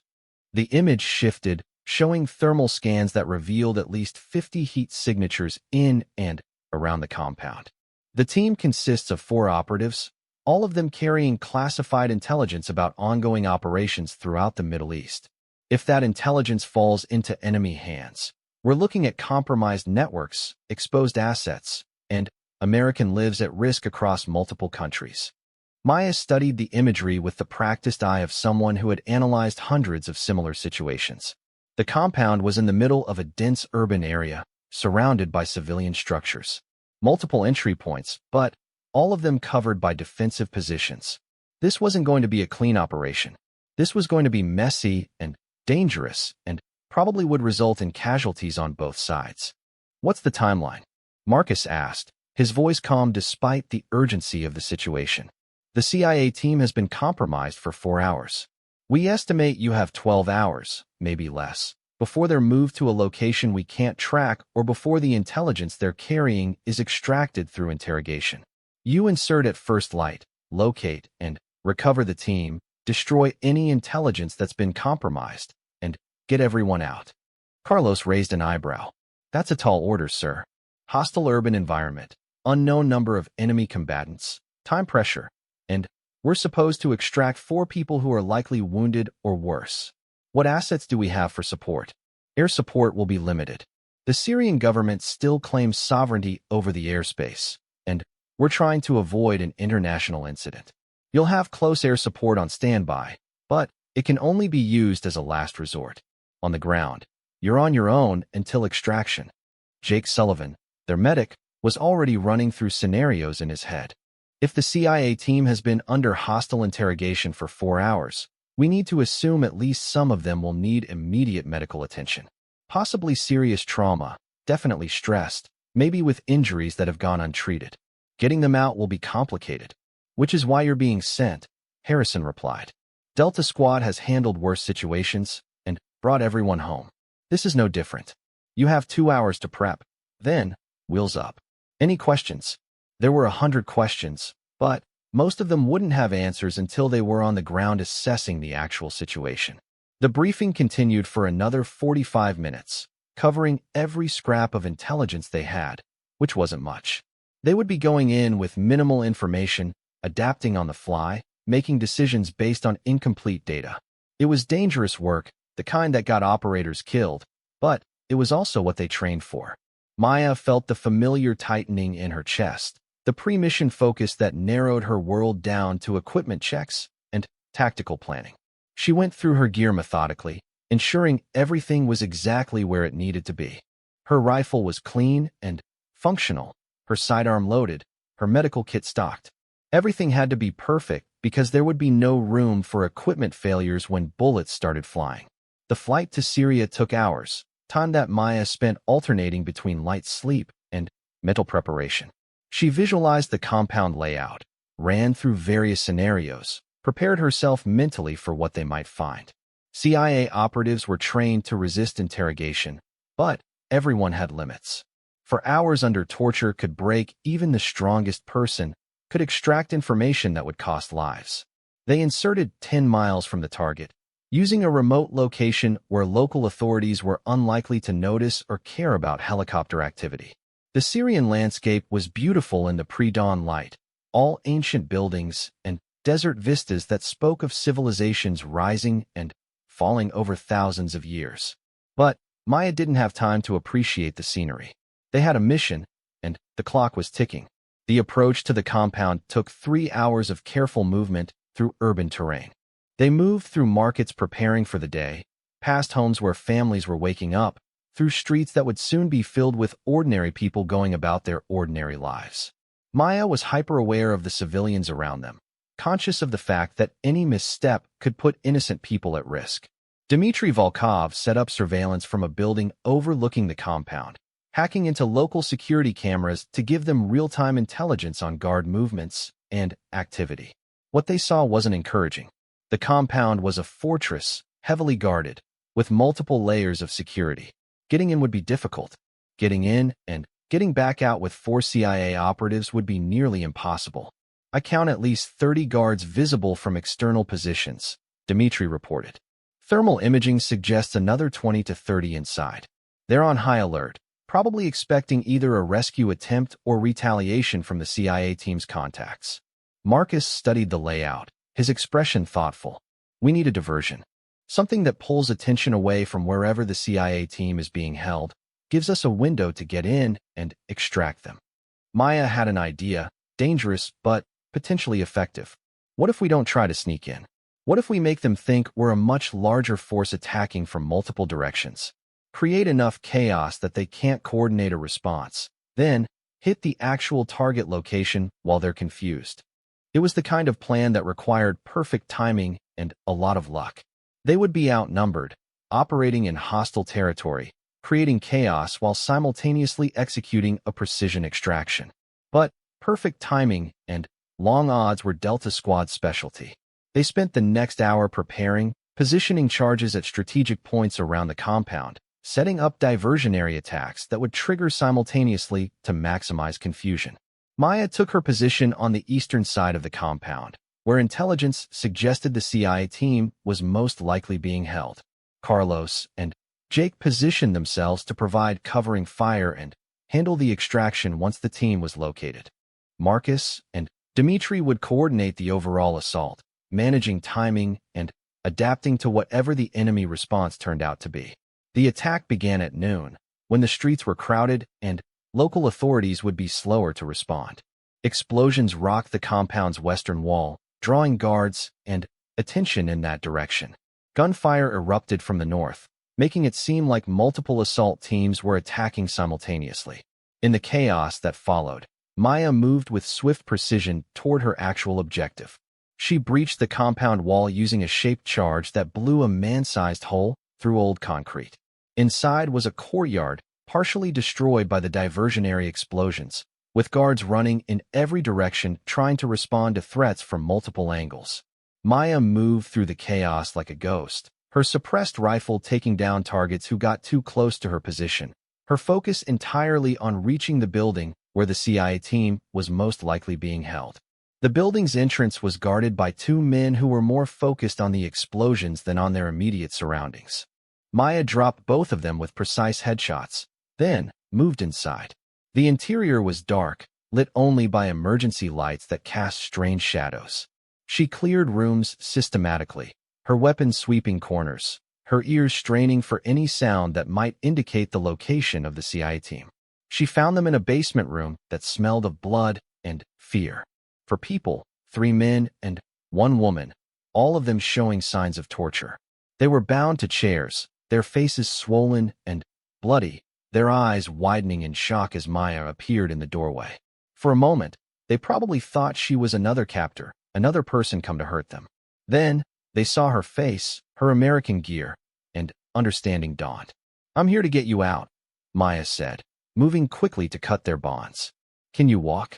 2 of them nodded immediately, adrenaline and hope overriding their injuries. The third man was in bad shape, his leg clearly broken, his breathing shallow and labored. The woman was conscious but seemed to be in shock, staring at Maya without really seeing her.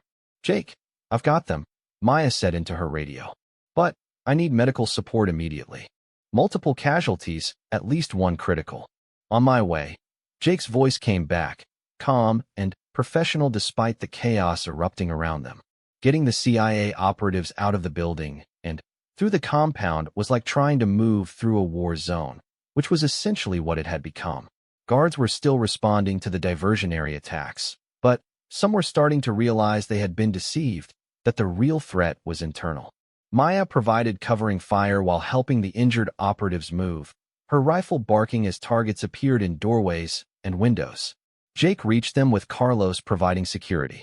The medic immediately went to work on the most seriously injured operative, administering pain medication and stabilizing the broken leg enough to allow transport. The other 3 were in bad shape, but mobile, able to move under their own power with support. "We need to move now." Marcus's voice came through their earpieces. "Enemy is regrouping, and they've figured out what we're doing. Extraction point is 3 blocks north, but we're going to have to fight our way there." The withdrawal was everything Maya had trained for and everything she had feared. They moved as a unit, operators, and rescued CIA personnel through streets that had become a battlefield. Hostile fighters appeared from buildings and alleyways, forcing them into running gunfights where split-second decisions meant the difference between life and death. Maya stayed at the rear of the formation, providing covering fire as the others moved forward. She dropped targets with the mechanical precision of years of training, her mind calm even as her heart raced. This was what she was good at, what all those missions and all that training had prepared her for. In these moments of controlled violence, she didn't have to think about morality or consequences. There were just threats to be neutralized and people to be protected. They were 2 blocks from the extraction point when the woman Maya was helping suddenly collapsed. She had been pushing through on pure adrenaline, but her body had reached its limit. Blood was spreading across her shirt from a wound that must have been older than they realized, sustained during her initial capture and inadequately treated. Jake was with the critical case ahead, Carlos was providing forward security, and Marcus was coordinating air support. Maya made a split-second decision, dropping to one knee beside the woman, checking her vitals while maintaining awareness of threats around them. The wound was in her abdomen, bleeding internally, serious but not immediately fatal if treated quickly. Maya applied pressure, called for Jake, and tried to move the woman even as bullets impacted around them. A hostile fighter appeared in a window above, and Maya fired one-handed, her shot going wide but close enough to make the fighter duck back into cover. This was the moment she would remember later when she thought back on this mission. Kneeling in a Syrian street with bullets flying around her, trying to save a CIA operative she had never met, knowing that every second they stayed in place increased the risk to everyone. The calculus was brutal and simple. One life against many. The needs of the mission against the value of a single person. But Maya Chun had spent 9 years making impossible choices, and she was tired of leaving people behind. She lifted the woman in a fireman's carry, ignoring the protests from her own exhausted muscles, and started moving toward the extraction point. Carlos saw what she was doing and doubled back to provide cover, his rifle barking in controlled bursts that forced hostile fighters to take cover. They reached the extraction point seconds before the helicopter arrived, the pilot coming in fast and hot, door gunners already firing before the bird touched down. Maya practically threw the wounded woman aboard, then turned to help load the others. The operator with the broken leg, the 2 who could walk but were barely conscious, all of them getting onto the helicopter while Delta Squad provided a defensive perimeter. Marcus did his head count, confirming everyone was aboard, and gave the signal to lift off.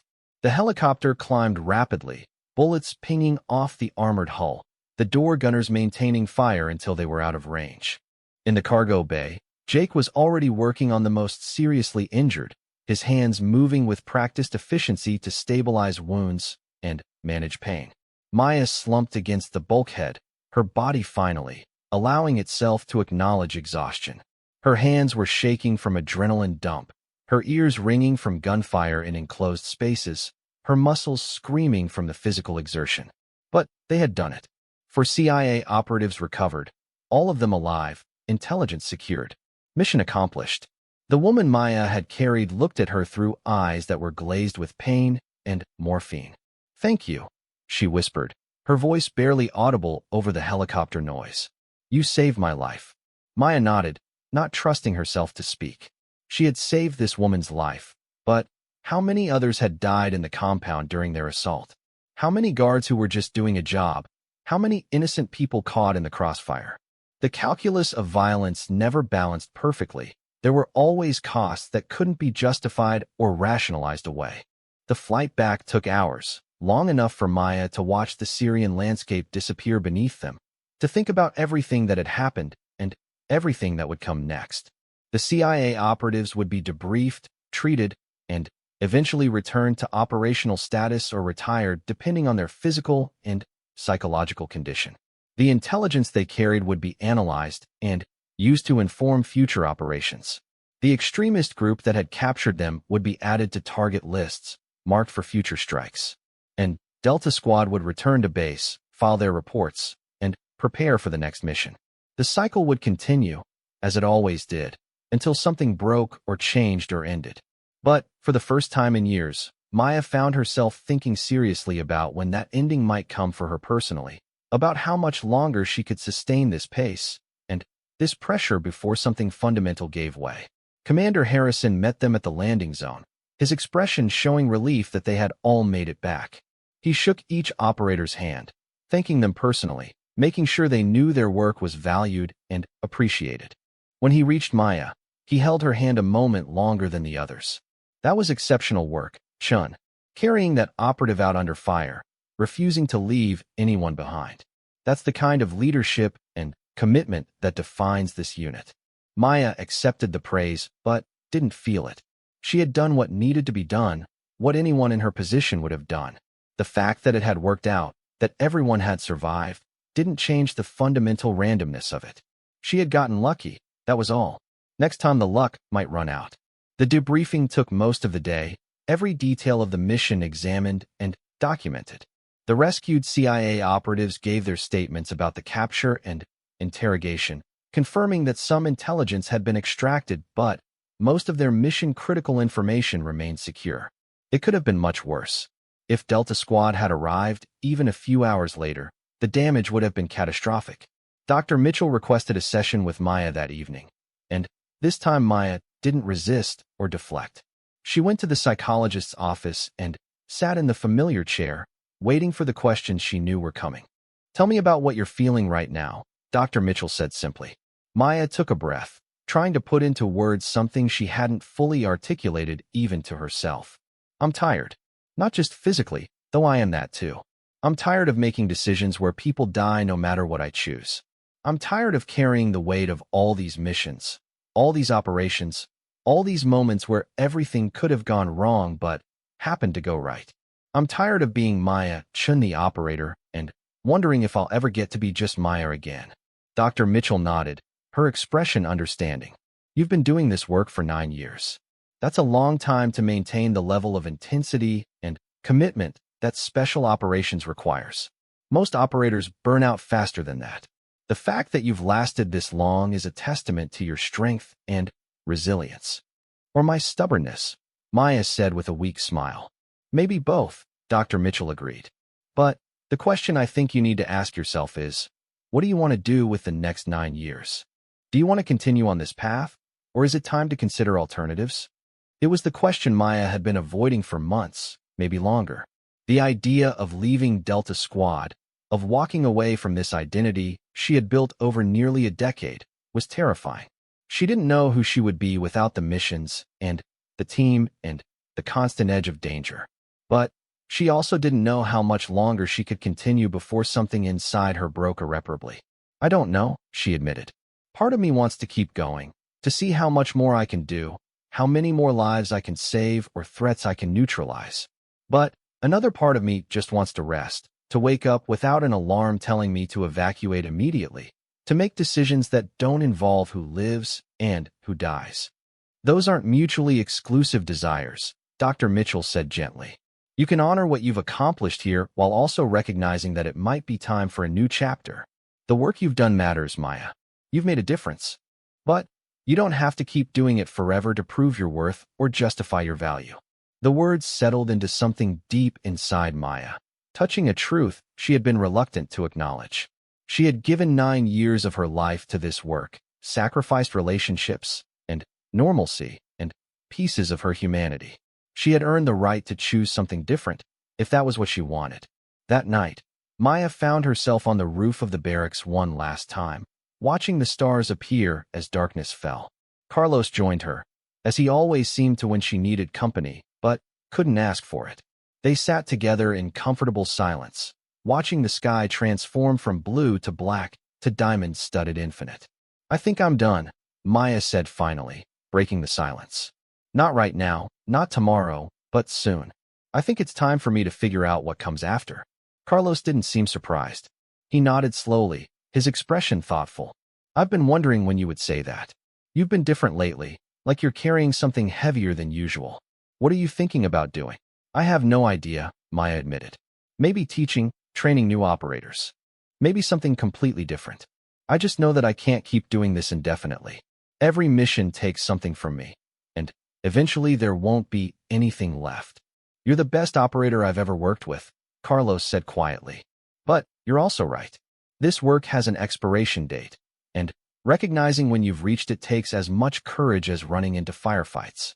Whatever you decide to do next, you'll be amazing at it, because that's who you are." They sat together until the stars filled the entire sky, until the base around them grew quiet and still. Maya thought about all the missions she had completed, all the impossible situations she had survived, all the people she had saved, and all the people she had killed. She thought about what it meant to be the lethal operator, the ghost in the shadows, the person who appeared when someone yelled to evacuate immediately. But she also thought about what it might mean to be something else. A teacher, a consultant, maybe even just a normal person with a normal life doing normal things. The idea was strange and foreign and strangely appealing. She had been Maya Chun the operator for so long that she had almost forgotten there were other ways to be, other identities she could inhabit, other purposes she could serve. 3 months later, Maya submitted her resignation from Delta Squad. It was accepted with understanding and appreciation, with commendations that would never be publicly displayed and gratitude that would never be officially recorded.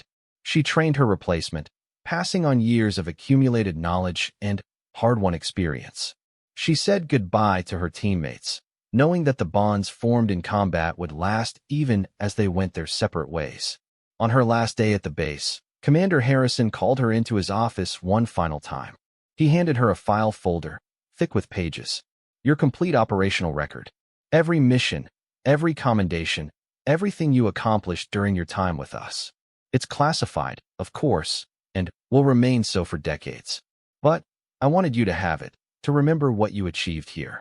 Maya took the folder, feeling its weight in her hands. 9 years of her life, reduced to paper and official language. It felt both monumental and inadequate, a poor representation of everything she had experienced and endured. What are you going to do now? Harrison asked. I'm going back to school, Maya replied. Getting a degree in psychology. I want to work with operators like me, help them navigate the transition from active service to whatever comes next. Help them carry the weight of what we do, so maybe they don't have to carry it alone. Harrison smiled, and Maya saw approval in his expression. That's good work. Important work. You'll be excellent at it. She left the base that afternoon, driving away from the only home she had known for 9 years. In the rearview mirror, she watched it disappear, the buildings and barriers growing smaller until they were just a distant shape on the horizon. She felt lighter somehow, as if a burden she had been carrying had finally been set down. The road ahead was uncertain, full of challenges and changes she couldn't predict or prepare for. But that was okay. She had spent 9 years preparing for every possible contingency, planning for every potential disaster. Maybe it was time to stop preparing and start living, to embrace uncertainty instead of trying to control it. As she drove toward her new future, Maya thought about the woman and child from Yemen, about the boy in Somalia, about all the people whose lives had intersected with hers in those brief, violent moments. She hoped they had found peace, or at least something resembling it. She hoped that the work she had done had mattered, had made the world even slightly safer or better. But, mostly, she hoped that she could learn to be Maya Chun again, not the ghost or the operator or the lethal weapon, but just a person trying to make sense of a complicated world. It wouldn't be easy. The memories would stay with her, the choices and consequences would remain. But, for the first time in 9 years, she felt like she had permission to be something other than perfect, something other than invincible, something other than the person who ran toward danger while everyone else ran away. The alarm would sound somewhere, for someone, calling operators to evacuate immediately, to deploy into danger, to do the hard things that most people never knew about. But it wouldn't be calling for Maya Chun anymore. Her part of that story was finished, and a new chapter was beginning, one where she could finally answer the question that had haunted her for so long. What comes after? The answer, she was beginning to realize, was whatever she chose to make of it. And that freedom, after 9 years of rigid structure and impossible expectations, felt like the greatest gift she had ever received. She drove on into the sunset, leaving the past behind, moving toward a future that was uncertain but entirely her own. The lethal operator was retiring, but Maya Chun was just beginning to discover who she might become when the missions ended and real life began.